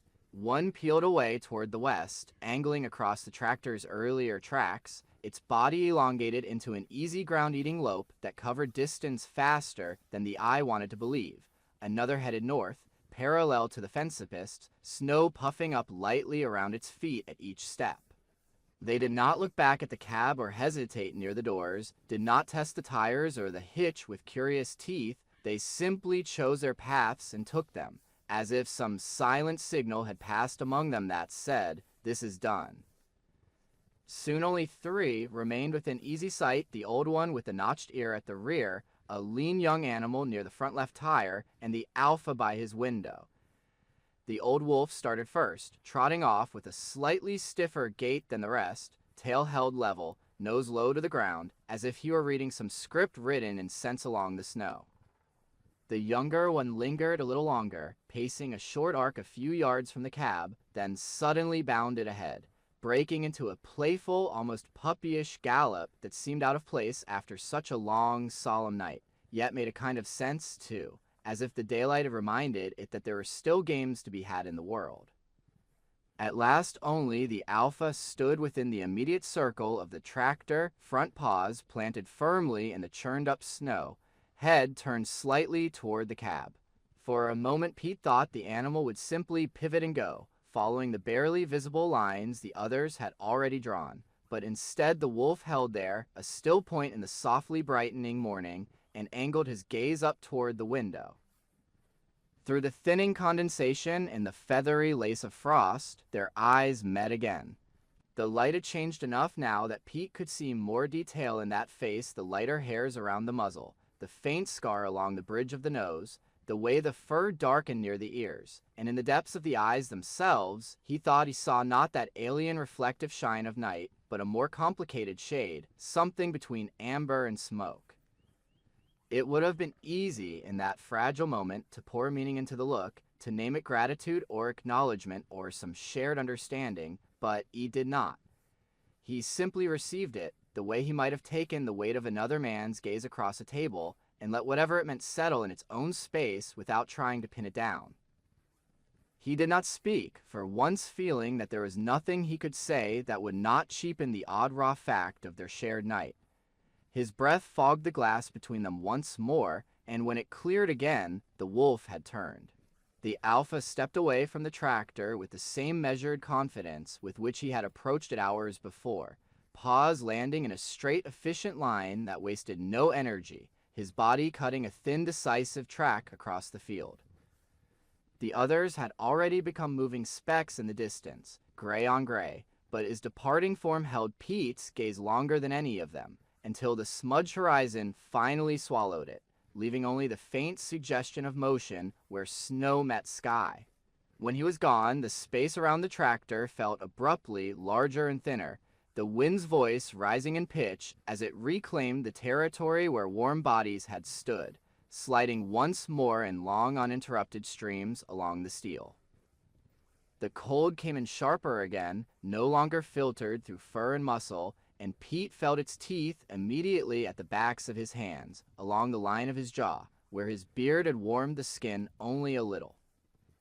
He sat there for a minute or two, letting the change register, not rushing to fill it with action or thought, and then, with the careful deliberation of someone who knows that every movement now must count, he reached for the door handle. The metal was bitter and hard under his glove, the mechanism stiff, but it yielded when he put his weight into it, and the door swung outward on its hinges with a creak he could feel more than hear. The cold hit him full in the face, sharper even than it had been the day before, yet different in quality. Now that the wind had dropped a little, the air no longer roared past his ears, but moved in a steady, insistent flow, carrying the flat, clean smell of snow and the faint, surprisingly persistent ghost of Wolfram musk that lingered in the ring where they had lain. He stepped down slowly, one boot at a time, testing the stability of his legs, feeling the protest in his calves and thighs, as muscles that had been cramped for hours took his weight again. The snow underfoot was crusted in places where the night's cold had hardened the top layer, softer in others where drifts had formed against the tractor's bulk, and as he made his way around the machine, holding onto the rail when his knees wobbled more than he liked, he could see, with a clarity that stole his breath in a different way, the full circle they had made. The tracks of the wolves formed a nearly perfect ring around the tractor, a narrow band of churned snow where paws had pressed and shifted, then settled into the same spots until the outlines blurred together. Within that ring, close to the steel, the snow was pocked with shallow depressions where bodies had lain, each hollow bearing the faint suggestion of a particular shape, a deeper curve where a heavier flank had rested, a sharper point where a muzzle had been tucked under a tail. Outside the ring, the field lay smooth and mostly untouched, save for the outbound trails where they had departed. He turned slowly in place, his breath puffing out in measured clouds, and followed those trails with his eyes as far as he could, tracing the fan of their paths out into the pale morning. They did not cross the tractor's own tracks or circle back toward the road. They cut across the field at different angles, purposeful and unhurried, as if marking boundaries, or following some internal map of the land that had nothing to do with fences and property lines. Standing there in the middle of that circle, the wind pressing at his back, his toes throbbing inside his boots, he felt something inside him shift, almost audibly, like a gear slipping into a different notch. Up until this night, his world had been divided in simple ways: men and animals, work and rest, home and the field, danger and safety. Steel and fuel and experience had always seemed to stand on one side of a line, weather and wild things on the other. Now, with the faint warmth of the ring still detectable under his soles, with the memory of that last look from the Alpha still fresh in his mind, the line itself looked less solid than it had before. He thought of how easily this story could have gone another way, how the ring around him might have been made not of bodies pressed close in uneasy fellowship, but of tracks circling with another intent entirely, how teeth might have tested the door handle instead of fur leaning into it for shelter. The awareness did not make him any less wary of what a wolf could do to a calf or a dog or a man caught alone and unarmed in the wrong place. It did not transform them into benevolent spirits or make the night any less deadly. But it did carve out a new narrow space in his understanding, a recognition that there were moments when the world's old divisions bent, when what should have been a threat had, for reasons he might never be able to untangle, become part of what kept him alive. He let that recognition sit there, unadorned, not trying to wrap it in words he could repeat to anyone else. There would be time enough later if he did what he needed to do next, if his legs held, if the weather did not turn again to decide how to tell this, what to include and what to leave out, how to see his own part in it. For now, the morning was advancing in small but undeniable increments, sharpening the shadows of the fence-abyss, bringing a faint colorless glow to the far line of trees, and the 8 miles between him and the farm had not grown any shorter, just because he had survived the night. He drew in one long measured breath, feeling the cold scrape his throat on the way in, and let it out, watching it plume into the quiet air of the ring and then dissipate. Then he turned his back on the tractor for the first time since the engine had died, set his eyes on the barely visible direction where he knew the farm lay, and took his first step into the snow. The first step away from the tractor felt less like the beginning of a walk and more like the breaking of a spell, as if some invisible tether had been cut between him and the metal shell that had held his night. And for a brief wavering instant, he had to fight the impulse to reach back, to lay his hand once more on the cold steel, and ask it to let him stay inside its small hard certainty a little longer. The snow took his weight with a reluctant crunch, the crusted top layer giving way under his boot, so that his foot sank down a few inches before finding firmer ground. And the motion of lifting the other leg and placing it forward demanded more effort than it should have, a slow dragging negotiation between muscle and cold stiffened joint, and the heavy layered clothing that wrapped his body. The distance between that first footprint and the second was not large, but to his bones it felt like a stretch across years. He set his eyes on a point that was not really a point at all, a vague notion of where the farm lay, somewhere beyond the low rise of the land, past the faint, gray slashes of fence-abyss and the smudged suggestion of a shelter bolt far in the distance, and told himself that he would not look back at the tractor again until he had made it at least 100 yards. Because looking back too soon had the desperate pull of checking a lifeline, and he knew that once he started, he might not be able to stop. The cold outside the cab was a different animal from the cold inside it had been. It did not have walls to press against, no corners to collect in, no pockets of relative warmth to fight over. It lay on everything evenly, a vast and different sheet draped across the field, and stepping into it fully was like walking into chest-deep water, each movement slow and weighted. The wind had eased compared to the night before, yet it still flowed over the land in steady currents, finding the seams of his clothing, prying at his exposed cheeks, turning his breath into clouds that swirled around his head for a second before being pulled away.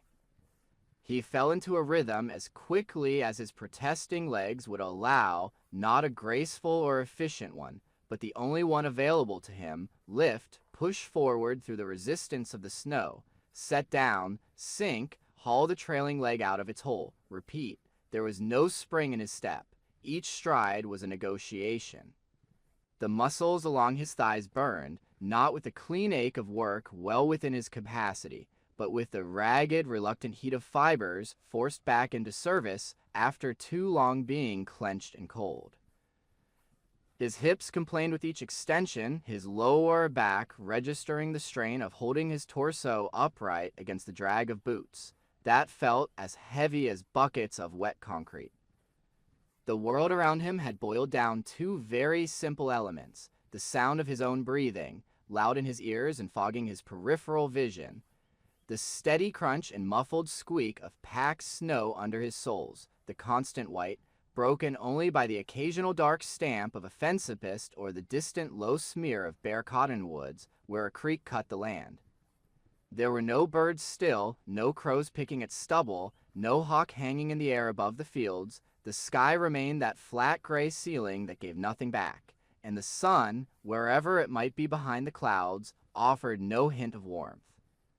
He tried once or twice to estimate how much distance he had covered by counting his steps, and doing the rough math, if his stride in this snow was maybe 2 feet, and he took 30 steps, that made 60 feet, which meant. But very quickly the numbers became tangled, slipping out of his grasp, as his mind balked at holding them steady, while his body screamed for attention, and he abandoned the exercise in favor of something simpler.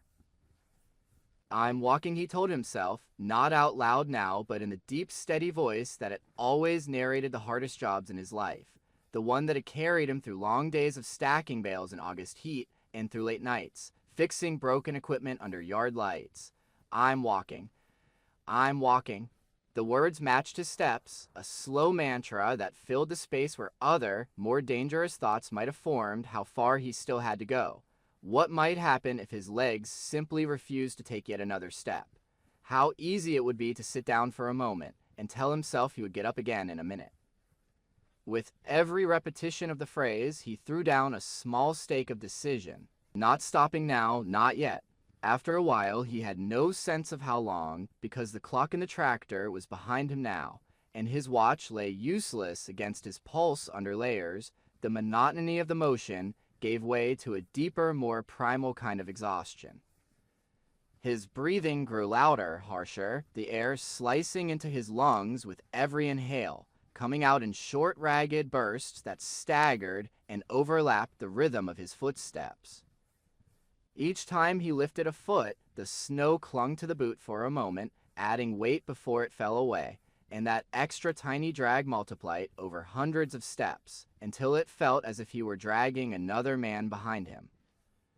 His face had gone numb except for a narrow strip along his cheekbones, where the wind had found its favorite path. His beard was stiff with frost, tiny ice crystals clinking against each other when he clenched his jaw. His eyes watered from the cold and the glare, and the tears froze in the corners, making his lashes stick a little every time he blinked.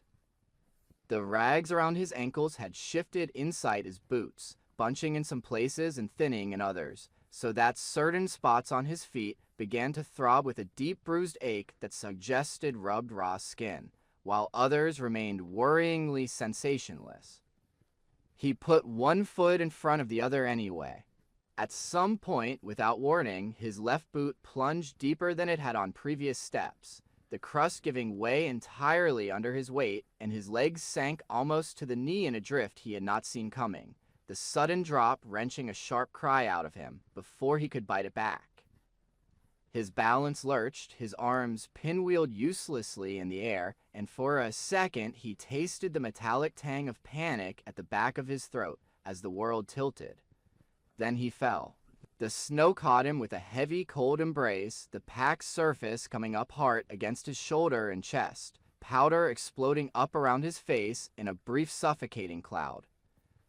The impact knocked the breath from his lungs and left him lying there on his side, half buried, staring at a strip of sky that looked exactly like the strip he had been staring at when he was upright, the gray only a little closer now. The first sensation after the shock was a perverse kind of relief. The ground was unforgivingly cold against him, seeping through his coveralls and rags, yet it was flat, static, not demanding anything from him. For the space of 2 or 3 breaths, the idea of simply staying there, of letting his limbs go slack and his eyes drift shut, and the cold do what it would, seemed less like giving up and more like being allowed to lay down a burden he had been carrying too long.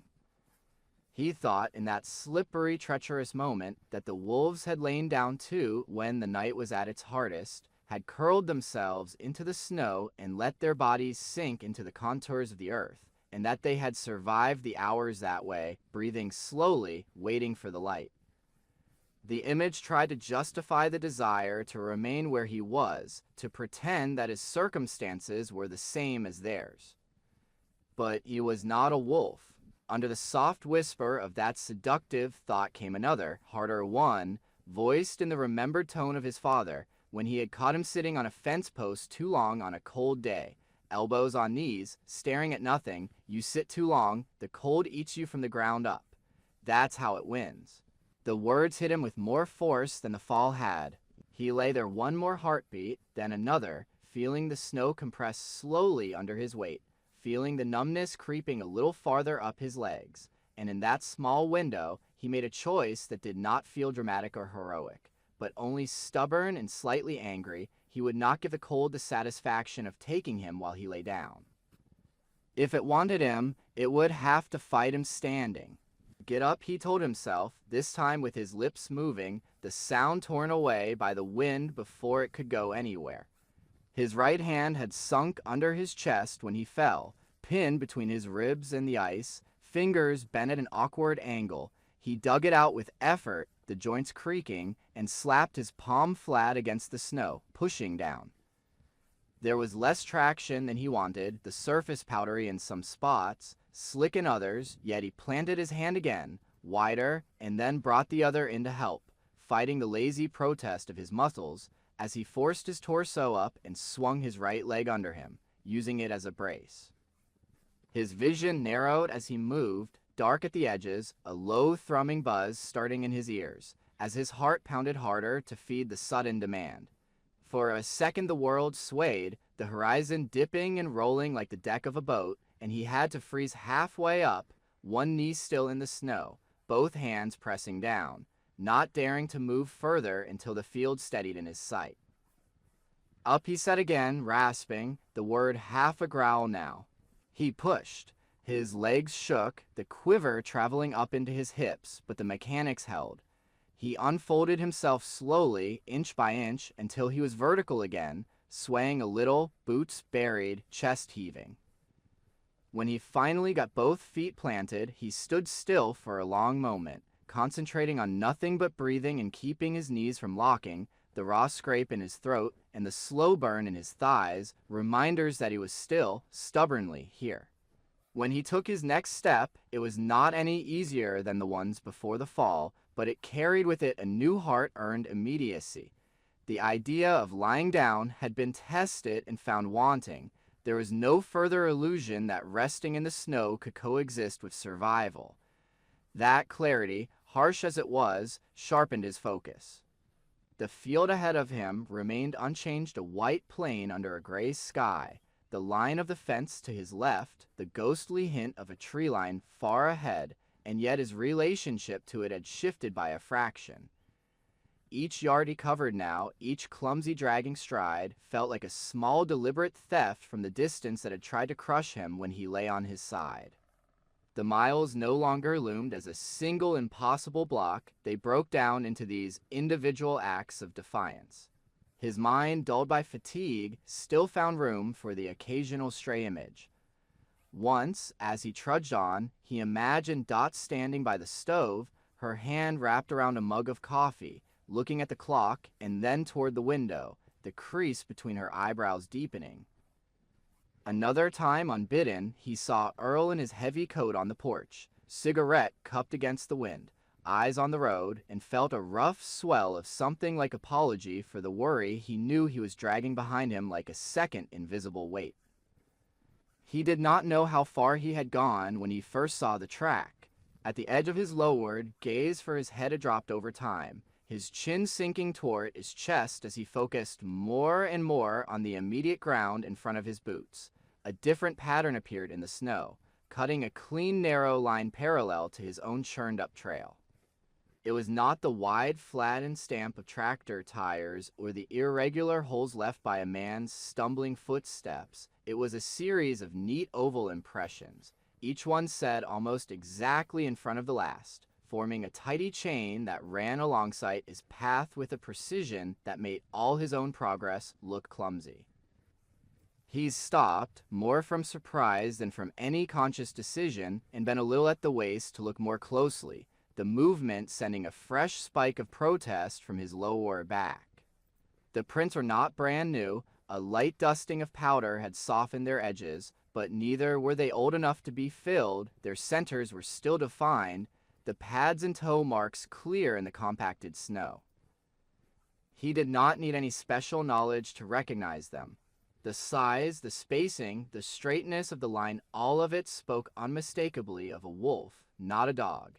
The track ran parallel to his own trail for as far as he could see in either direction, never crossing it, never drifting close enough for the paws to have stepped into his footprints, yet always near, like a thought that would not quite leave the edge of his mind. He turned his head slowly, scanning the pale expanse around him, half expecting to see a gray shape somewhere on the horizon, a moving smudge against the snow, but there was nothing visible, only the empty field and the low, indifferent sky. The wolf that had left these marks could have passed an hour ago or 10 minutes before, without wind to scour the surface clean. The snow held the record with equal loyalty.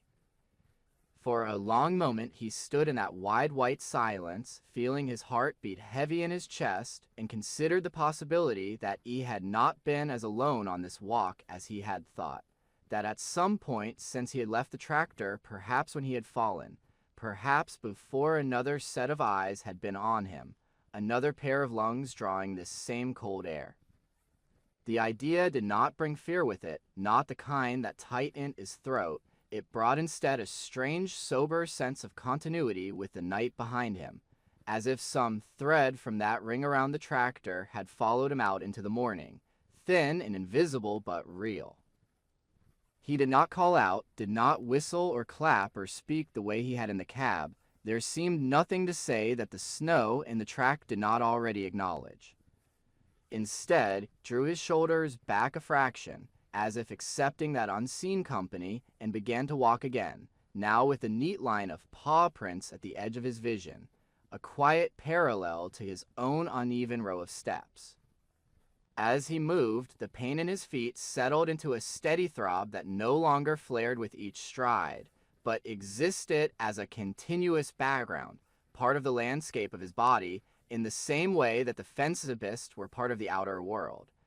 His thighs felt as if they had been filled with wet sand, heavy and sluggish, yet they continued to lift and fall on command.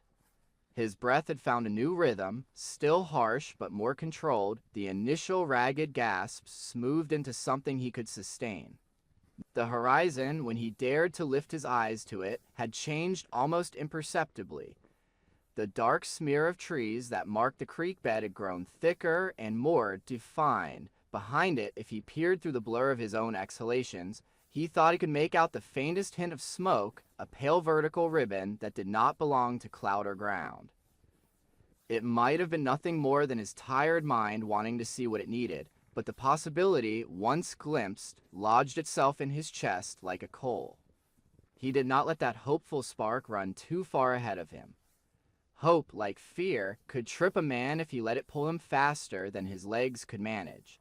He kept it banked, something to lean his thoughts against when the next step felt impossible, when his knees buckled slightly, and he had to pause for half a breath to regain control. Still, as the minutes spilled forward and the snow under his boots recorded his stubborn passage one print at a time, he could not entirely silence the rough, quiet voice in the back of his mind that said, with more certainty now than he had been able to muster in the cab, that he would see the farm again, that he would stand in his own yard with the cold on his face, and the smell of wood smoke in his nose, and look back across these fields, knowing he had crossed them the hard way and returned. The wolf track stayed with him for a long stretch, a steady, silent companion, until, somewhere near where the land began its gradual slope down toward the creek, it veered away, angling off toward a thicker patch of trees, the neat ovals marching out of his peripheral vision. He watched it go without stopping this time, eyes following the line for as long as he could, and when it finally disappeared behind a low rise, he felt both the small ache of another departure and a surprising steadiness in his step, as if the knowledge that it had been there, that something had walked beside him unseen for part of this bitter journey, had left a trace of its own in him.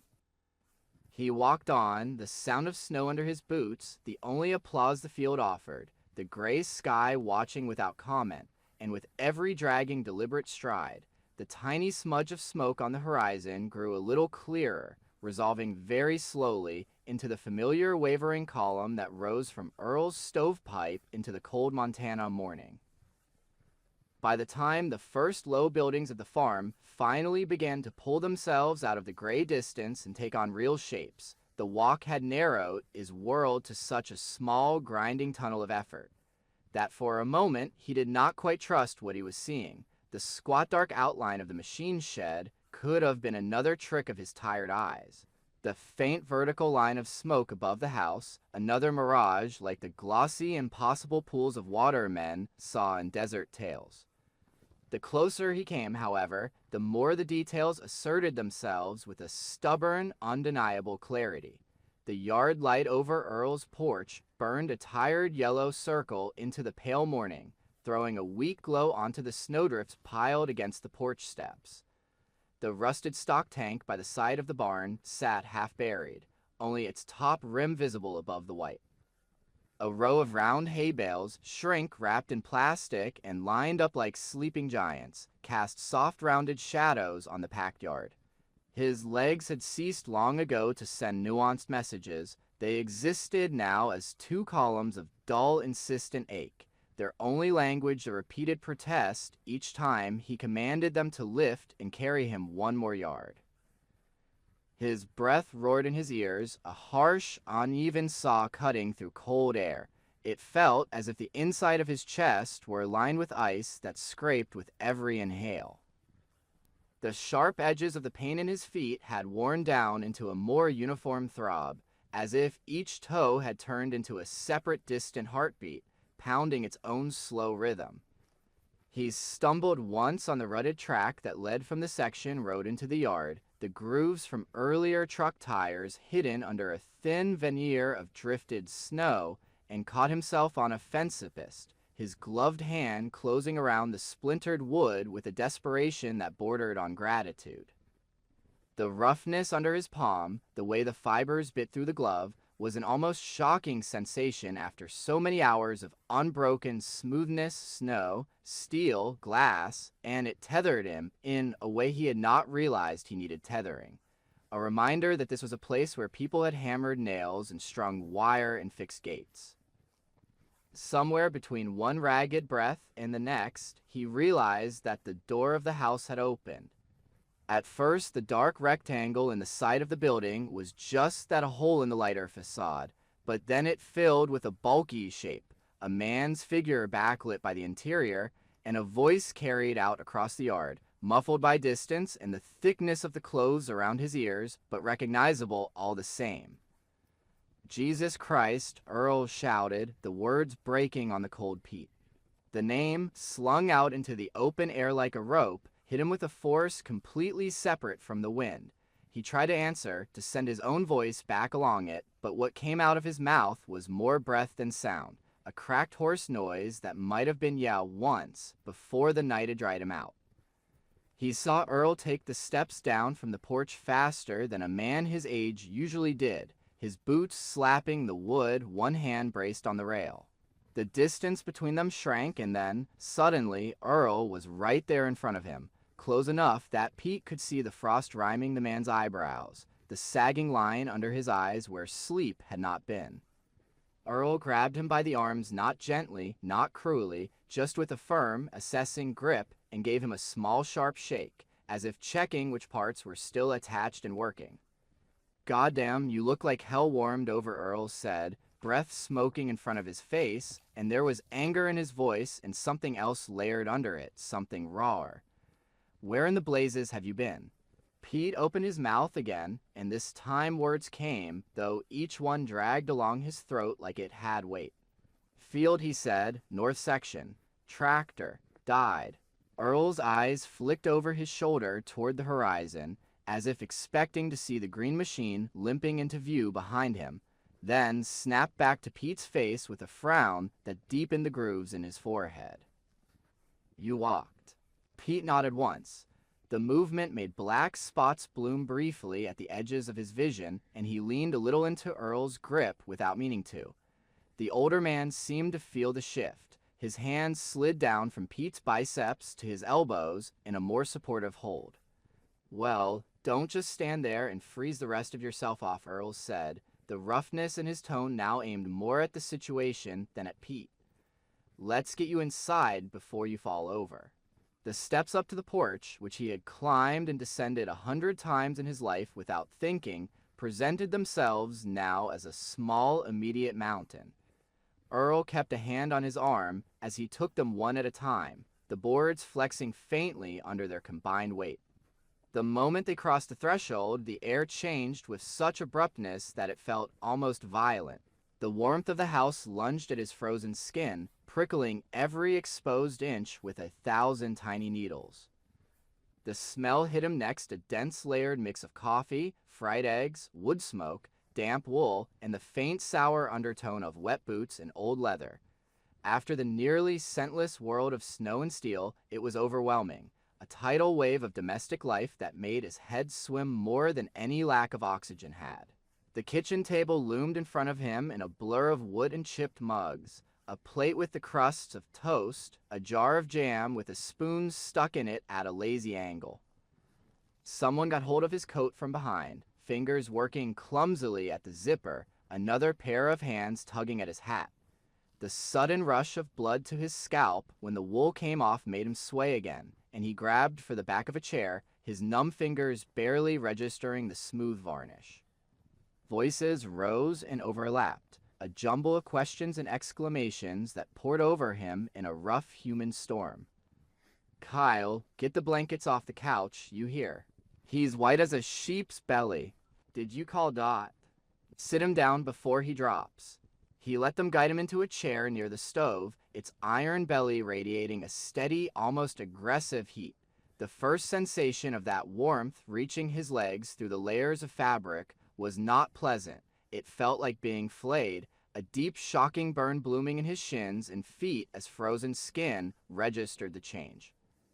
He clenched his jaw against an involuntary groan and stared hard at a knot in the wooden floorboards to keep from pulling his legs away. Earl shoved a mug into his hands, the ceramic too hot to hold comfortably, yet he wrapped his fingers around it with a kind of greedy reverence. The coffee inside smelled scorched and strong, the way it always did in this kitchen, and he raised it carefully to his lips, drawing in a small sip. The liquid seared his tongue and the roof of his mouth, but he did not flinch. The pain was clean, alive. Kyle hovered near the table, younger face drawn into an uneasy expression that tried to be joking and failed. He had one shoulder against the wall, like he needed something to lean into. "Man, you look like one of those popsicles they pull out of the chest freezer when somebody forgets it in there," Kyle said, the words tumbling out too fast, a brittle edge of nervousness writing on them. "We thought maybe you turned into an icicle out there." Pete glanced up at him over the rim of the mug. The boy's eyes darted away for a second, then back. "Close enough," Pete said, voice still rough but steadier now that the heat was working its way inward. "Tractor quit on me. Weather did the rest. Why the hell didn't you radio?" Someone asked from the doorway. It might have been Hank from the neighboring place, drawn by the yard light and the small commotion. "We'd have come out and hauled your stubborn ass in." "No signal," Pete said. "Not out there. Tried the phone. Just dead air." Earl pulled a chair up across from him and sat down heavily, elbows on his knees, hands clasped loosely between them. He studied Pete's face with the exact same seriousness he applied to a sick calf or a busted axle, his eyes moving over the cracked lips, the patchy flush of returning color along his cheekbones, the stiffness of his jaw. "How long?" he asked. Pete had to think about it, piecing together the fragments of night, the engine dying, the failed repair, the first creep of cold, the wolves, the dawn, the walk. "Engine went around 10, maybe," he said slowly, walked in the door. "Now." Earl's gaze flicked to the clock on the wall. The hands pointed to just past 10. 12 hours, Earl said, not as a question. "In that cab, in that storm." Pete nodded once. Kyle let out a low whistle, the sound thin and disbelieving. "Damn," he said. "No wonder you look like something the cat dragged in." There was a beat of silence after the awkward joke, a small lull in which the room's noises became louder, the tick of the stove metal as it expanded, the soft drip of melting snow from a row of boots lined up by the door, the faint hiss of the coffee pot on the back burner. Earl leaned back slightly in his chair, his eyes narrowing just a fraction. "So he said," his voice quieter now flatter, "what happened out there after the tractor died?" Pete stared into his coffee for a moment, watching the thin sheen of oil on the surface shiver with each tiny movement of his hand. He could have chosen, right then, to give them the short, clean version. Engine froze, storm hit, spent the night in the cab, trying not to freeze, walked home at first light. It would have been true enough and easy to swallow. He lifted his eyes, met Earl's, and saw in them not just curiosity, but the weight of all the winters the older man had lived through, all the stories he had heard and told. There was space there for something more complicated than the simple tidy lie. Wolves, Pete said. The word felt strange coming out of his mouth in this warm room, as if it belonged to another language. 8 of them, maybe more at a distance, came in after dark. Kyle snorted, not meanly, just reflexively. Sure, he said, and they made you hot cocoa and read you bedtime stories. A couple of the other men chuckled, the laughter brief and relieved, a natural reaction to anything that sounded like it might tilt the story toward the ridiculous rather than the grim. Pete did not smile. They came in, he repeated, his tone as level as he could make it. Circled the tractor, sat down against it, stayed that way all night. You sang they treed you in your own cab, Hank asked, eyebrows up. You stuck in there while they were prowling around, waiting for you to step out and give them a snack. He shook his head slowly. They didn't try the doors, didn't jump at the glass, didn't even howl, just laid there. The room seemed to lean forward a little, the way it would have if he announced that a tornado had set down on the north section and danced a jig across his field without touching a single fence-ipist. The men exchanged small, rapid glances, half skeptical, half intrigued. Earl's eyes stayed on his. Whole night, he asked. Far as I can tell, Pete said. They were there when I dozed off, there when I came to, still there when the sky started to lighten. Kyle shook his head, a dubious grin tugging at the corner of his mouth, as if he couldn't quite decide whether this was the best yarn he'd heard all winter, or a sign that the cold had scrambled Pete's brain. That's not how it works, Kyle said. Wolves don't just cuddle up to a tractor for 8 hours. You probably saw a few shadows, heard some things. Mind plays tricks when you're half froze. Hypo, whatever they call it. Pete opened his mouth to answer and then stopped, feeling the old familiar tug of anger in his chest, not the wild hot kind that made a man shout, but the slower, denser sort that came when something important was being handled carelessly. He had no energy to waste on convincing people who had not been there, no breath to spend on defending the shape of the night to someone who had spent it in bed. He shrugged instead, a small controlled movement that said more than words might have. Believe what you want, he said quietly. I know what I saw. The silence that followed was different from the earlier lull. It had a thickness to it, a sense of two realities rubbing against each other. The men shifted in their chairs, eyes flickering between Pete and Earl, waiting to see which way the older man would lean. Earl did not look away from Pete's face. After a moment, he pushed his chair back with a scrape and stood up, joints popping faintly in protest. Either way, he said, tone carefully neutral, if there were wolves that close to the north section, I want to know what they've been up to. He reached for his heavy coat on the back of the door, shrugging into it with practiced motions, and grabbed his hat. I'll take the truck out, he said. Go have a look at that tractor of yours. See what kind of mess you left me. Kyle straightened from his slouch against the wall. You want company? He asked a little too quickly, the prospect of motion and fresh story fodder clearly appealing to him. Earl considered for half a breath, then nodded once. Get your boots on, he said. You can keep your eyes peeled for the big bad wolf while I look at the engine. A few half-hearted quips followed them out. Take a silver bullet, don't let him hypnotize you. But they faded quickly as the door opened and shut again, letting in a brief draft of icy air that made the stove's warmth feel even more intense by contrast. Left in the sudden relative quiet, Pete stared down at his hands wrapped around the mug. The skin on his fingers had gone from waxy pale to a blotchy red, the transition zone between damaged and recovering tissue. They hurt now in a way they had not when he had first come in, the pins and needles of returning blood surging in waves that made him want to shake them out and keep them still at the same time. He could hear the truck outside as Earl turned it over, the engine catching with a noisy, familiar rumble that sent a tiny irrational stab of resentment through him. This machine had chosen to live through the night without complaint. The sound receded as the truck pulled out onto the track and headed toward the section road, leaving behind a deeper silence in its wake. Someone, maybe Hank, maybe one of the hired hands, cleared his throat. "Well," the man said, aiming for lightness and coming up a little short either way you sliced it, "you're one lucky son of a gun. Could have gone a whole lot worse." Pete nodded once. "Yeah," he said, "could have." The words hovered in the warm air between them, heavy with all the unsaid things they contained. The tractor buried in snow with the body in sight instead of an empty cab. Dot getting a different kind of knock on her door. Earl taking the truck out not to check on an engine, but to bring back a frozen friend. He sipped his coffee again, slower now, letting the heat settle into him in layers, and felt, beneath the soreness and the lingering chill, a new quiet center. The night in the cab, the living ring around him, the walk through the field with the wolf track at his side, all of that sat inside him like a stone dropped into deep water, its ripples not yet fully visible on the surface, but moving outward all the same. Time passed. The stove ticked inside.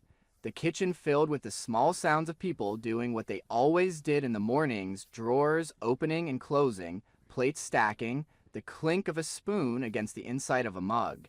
The world, in its human shape, resumed. The slam of the truck door outside, returning, cut through the low murmur. Heavy boots crossed the porch. The door opened, letting in another brief knife of cold, then shut again. Earl stepped back into the kitchen, snow on his shoulders and hat, cheeks flushed from the wind.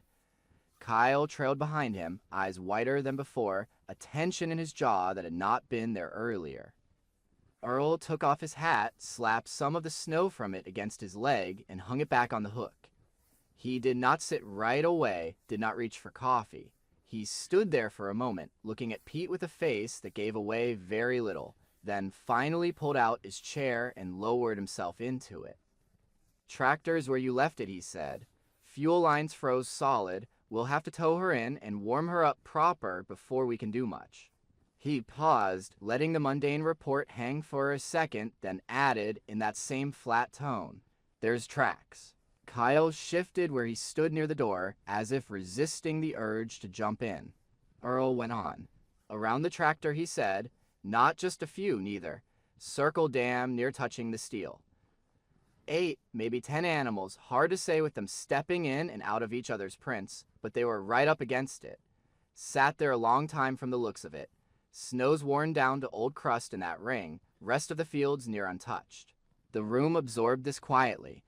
The earlier impulse to joke or deflect seemed to have drained away, leaving a more sober attention in its place. Hank's eyes dropped to the table. One of the ranch hands stared at the floor. Kyle's mouth worked once, then closed. Earl scratched at his chin, his fingers making a rough sound against the day-old stubble. Could be they were there to get out of the worst of the wind, he said. Could be the tractor gave off enough heat to make that spot worth their time. Could be a lot of things. He looked at Pete, and in his gaze there was something like respect mingled with the same practical curiosity that had been there earlier. Whatever the reason, he said, they were there. Whole damn night, by the look of it. Kyle exhaled slowly, the sound somewhere between disbelief and reluctant acceptance. "So you're saying..." He began, then trailed off, apparently unable to shape the rest of the sentence, without making it sound foolish. Earl spared him the struggle. "I'm saying," he said, "that this stubborn old fool sat in that cab through one of the meanest nights we've had in a while, with a pack of wolves wrapped around him like a fur coat. I'm saying he walked 8 miles home on half-dead feet instead of laying down. And I'm saying that sometimes the world does things that don't fit tidy into the stories we like to tell about it." He reached for the coffee pot then, finally, and poured himself a mug, his hand steady. Pete felt a small, unexpected warmth bloom in his chest at the older man's words, different from the heat of the stove, different from the burn of the coffee in his throat. It was not the childish satisfaction of being believed, exactly. It was closer to the sense of having a witness, someone who had gone out into the white where he had been and seen the same marks. Kyle cleared his throat. "So he said, attempting a tentative smile, 'Were you scared?'" Pete looked down into the dark surface of his coffee, watched it tremble slightly with the minute tremors still running through his hands, and thought about the empty sky that morning, the sudden silence when the engine had died, the first sharp bite of fear in his chest, the deep quiet breathing of the wolves pressed against the steel, the moment when the terror had burned itself out, and left something calmer in its place. Yeah, he said at last. At first, he let the words sit for a heartbeat, then added, in a tone that surprised even him with its simplicity, "Then I wasn't." The kitchen hummed around them, warm and full of familiar smells. Outside, beyond the yard and the barns and the hard lines of fenced pasture, the fields lay under their unbroken blanket of snow, the ring around the tractor already beginning to soften at the edges as the wind went about its work. Inside, with his hands wrapped around a chipped mug and the ache of the night still alive in his bones, Pete knew that whatever had happened out there, whatever story the others chose to tell about it now, and in winters to come, something in the way he stood in the world had shifted, quietly but for good. The winter evening had settled over the house in that slow, deliberate way it had of late years, the light outside the windows thinning from pale to pearl to a soft bluish gray, before finally giving up and letting the dark move in, and inside the kitchen the lamps had been turned on one by one, each small circle of yellow warmth pushing back at the glass, as if staking its claim. The snow beyond the panes lay in a smooth, unbroken sheet that rolled away from the house toward the fields, its surface catching what little glow leaked out and returning it in a muted shimmer, so that the world outside looked at once close and far, familiar and strange. Pete sat at the head of the table in his usual chair, the one that had a slight wobble in the left back leg and a worn spot on the edge of the seat where his hand had rested for years whenever he pushed himself up. His hair, what was left of it, had gone mostly white, the remaining strands lying flat against his skull. The lines on his face had deepened into permanent features, a map of creases at the corners of his eyes and mouth that spoke of long days in weather and long nights in thought.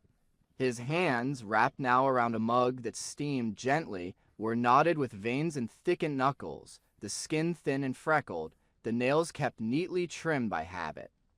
Across from him, one grandkid, Max, the older boy, was tracing patterns in a ring of condensation left by his glass of milk, his brow furrowed in a concentration that had nothing to do with homework and everything to do with the itch of curiosity. Beside him, his little sister Lily swung her feet under the chair in slow, pendulum arcs, her socks almost but not quite brushing the floor, eyes big and bright as she watched her grandfather over the rim of her own cup. Their parents were in the living room, the murmur of the television barely audible over the low clink of dishes in the sink and the occasional hum of the refrigerator cycling on. Grandpa Max said, finally, breaking the comfortable murmur of the kitchen with the bluntness of someone who had been working up to the question for several minutes, "Tell it again." Pete knew which he meant.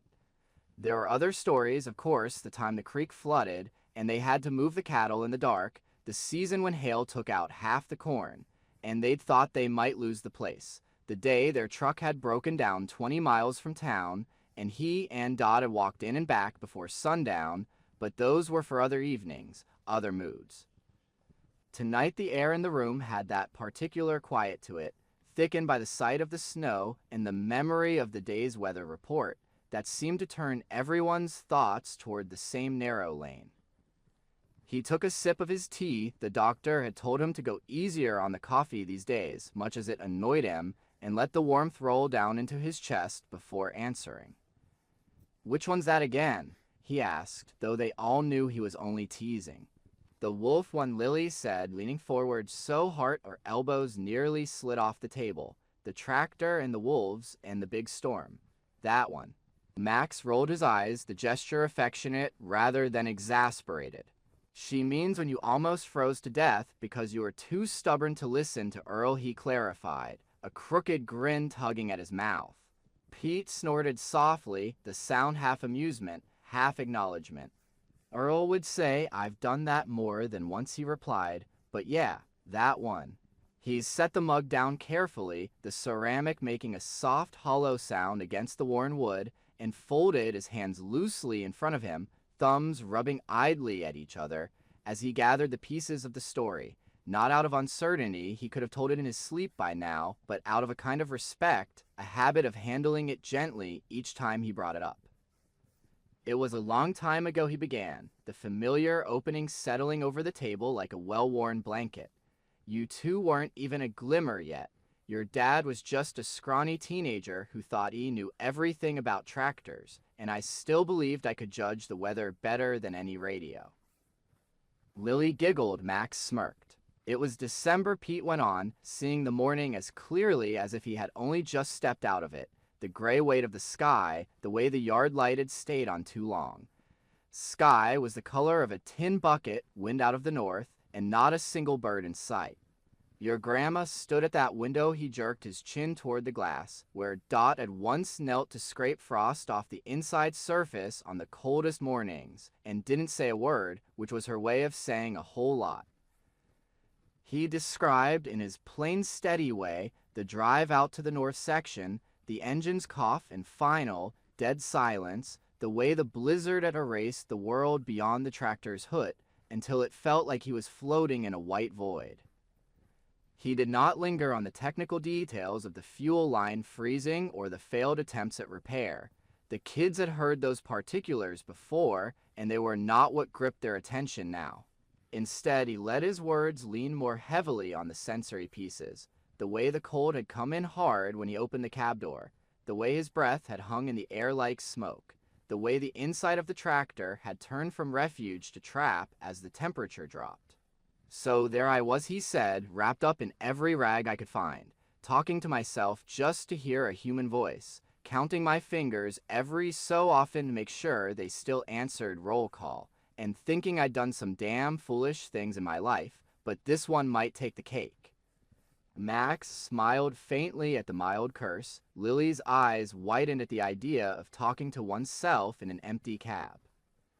And then Pete said, his gaze drifting for a moment toward the window, as if some part of him still half expected to see eyes in the dark there, I heard something in the snow that wasn't the wind.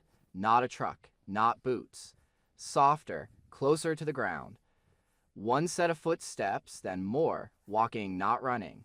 He told them about the first glance out the glass, about the gray shape resolving into a wolf larger than any dog he'd ever owned, about the torn ear that had made the animal's silhouette impossible to forget. He described the slow encircling of the tractor, the way the pack had taken its positions without a sound, the way they had lain down against the steel as if it were the most natural thing in the world. They didn't snarl, didn't jump at the windows, didn't so much as test the doors, he said, just settled in, 8 of them pressed up around that cab like a living blanket. Lily shivered, though the room was warm.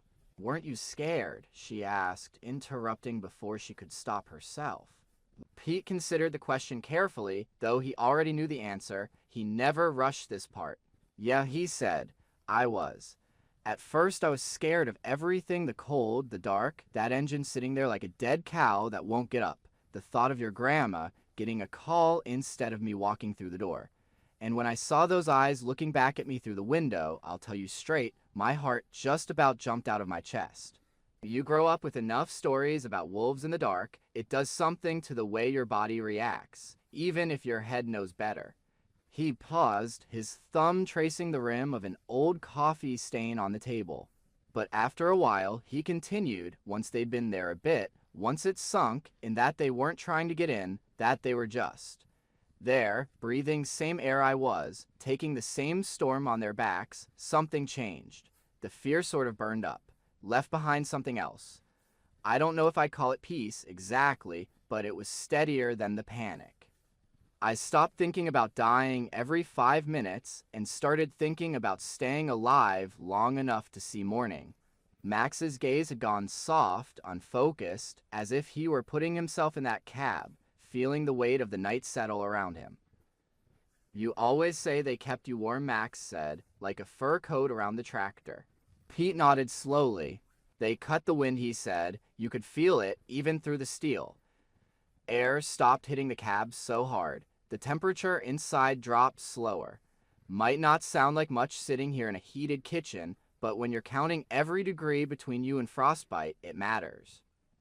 I could see their breath on the outside of the glass and mine on the inside, and for those hours it felt like we were all part of the same little bubble in a pretty big hard night. He did not mention, at least not this time, the way he had talked to the alpha about ditches and dumplings and all the small pieces of his life, or the way the animal's brief level gaze and response had shaken something in him loose. Some parts of the story remained his alone, or came out only in fragments, never in one full piece. What he gave the kids was enough to carry the shape. He told them about the dawn, about waking with the start to find the world thin from black to gray, about the slow, unhurried way the wolves had risen and left, one by one, their bodies leaving hollows in the snow, and a ring of tracks as clean and deliberate as a drawn line around the tractor. Last one to go was that big gray with the torn ear, he said, voice taking on a slight hush without his intending it to. He stopped, looked back at me through that window, held my eyes just long enough for me to know I wasn't imagining it, then turned and walked over the rise, like I was no more important than any other lump of metal in his territory. Lily let out a small sigh. Was he nice? She asked. Like, were the wolves good? It was not the first time one of the kids had framed the question that way, but it still made something inside him tighten a little each time, a reminder of how much the world liked to file things into those two drawers. He lifted his mug again, more for the excuse to buy himself a second or two than for the taste, and took a sip. The tea had cooled, but it was still warm enough. He set it down as carefully as if it were something fragile. They weren't good, he said, finally. Not the way you mean. Lily's brow furrowed, her mouth opening to protest. Max watched him closely, his expression more guarded, but no less intent. And they weren't bad either, Pete went on before she could argue. They were wolves, doing what wolves do, trying to stay alive in a mean storm, same as I was. If they'd found a half-dead deer instead of my tractor, they'd have eaten it without a second thought. You put a careless calf in front of them in the wrong place, wrong time, and you know how that ends. I don't forget that. I don't pretend there's some kind of magic helpers. He leaned back slightly in his chair, feeling the familiar faint ache in his lower back protest the shift, and let his gaze drift past the kids to the window. The glass reflected some of the kitchen, the hanging lamp, the faint outline of his own shoulders, but beyond that could see the field stretching out, the snow smooth and faintly luminous in the porch light. What I do know, he said, his voice softer now, as if he were talking more to the scene outside than to the children at the table, is that for one night in one little patch of Montana, a man in a dead tractor and a circle of wild animals ended up keeping each other alive in the same place at the same time. I know that without them pressed up against that steel, cutting that wind, I might not be here now, annoying you with my stories and stealing the last biscuit. Lily's eyes shone with something that was not just the lamp's reflection. Max looked down at his hands, then back up at his grandfather, as if weighing the words against some internal measure. So you owe them? He asked. Pete considered that, feeling the old familiar tug of discomfort at the idea of debts he could never repay, of scales he could never quite balance. I don't know if owe is the word, he said. Owe sounds like there's a ledger somewhere, and wolves don't keep books, but I'm grateful, yeah. Grateful they chose that spot instead of another. Grateful they didn't decide to test that glass. Grateful I got to learn, firsthand, that the stories folks tell about monsters in the dark only cover about half of what the world really is. He smiled then, a small crooked smile that had more to do with acceptance than with amusement. Maybe they knew something we don't, he added, about storms, about staying warm, about when it makes sense to fight and when it makes sense to just lie down and breathe. The room fell quiet around that sentence, the kind of quiet that had texture to it, woven from thought and feeling. In the living room, the television murmured on, oblivious. A log in the wood stove shifted with a soft thump and a spray of sparks behind the glass. Lily turned in her chair to look out the window, her small hands curling around the edges of the seat. From where she sat, she could see only the immediate stretch of yard, the tire tracks frozen into hard ridges, the the bird feeder hanging still from its pole, the fence at the property line half buried, and the open white beyond, featureless and deep. "Do you think they're out there now?" she asked, not taking her eyes off the snow. "The wolves, I mean." Pete followed her gaze, his own eyes tracing the gentle swell of the land where it dipped toward the distant creek, the shadowy suggestion of the shelter boat farther off. In his mind, for a brief moment, he saw the night from years ago overlay the present, the dark shapes pressed against steel, the quiet rise and fall of their ribs, the neat straight line of a track running parallel to his own stumbling steps. Could be, he said, somewhere. He did not say more. He did not paint pictures of gray shapes moving soundless between the trees or of eyes watching from the far side of the field. He let the possibility hang there, as bare and simple as the word itself. Max turned his head to the side, looking past his sister and grandfather, trying to see what they were seeing. His gaze landed on his own reflection, instead a boy in a warm kitchen, cheeks flushed, hair sticking up in one cowlick, and his expression shifted into something thoughtful, his mind clearly working over the idea that the world outside those panes might be holding its own quiet stories at that very moment, beyond his reach, but not beyond his existence. Pete watched them both, the way their faces tilted toward the glass, the way the light from the lamp wrapped around their shoulders, and met the blue-gray from outside at the edge of the window, and felt a deep, steady contentment settle under his ribs, mixed with a thread of something that might once have been called awe. He wrapped his fingers a little tighter around his mug, letting its warmth soak into the thin skin over his knuckles, and smiled toward the dark outline of the field, a small private smile that had no bitterness left in it, only a quiet recognition. Out beyond the yard, the snow lay still. Whether or not anything moved in that white distance at that particular moment, whether or not there were paws pressing into the crust or noses lifted to test the air, the fact of that long-ago night sat between the house and the field like a third thing, invisible but solid, connecting the man at the table, the children at his side, and whatever lived in the silent miles beyond.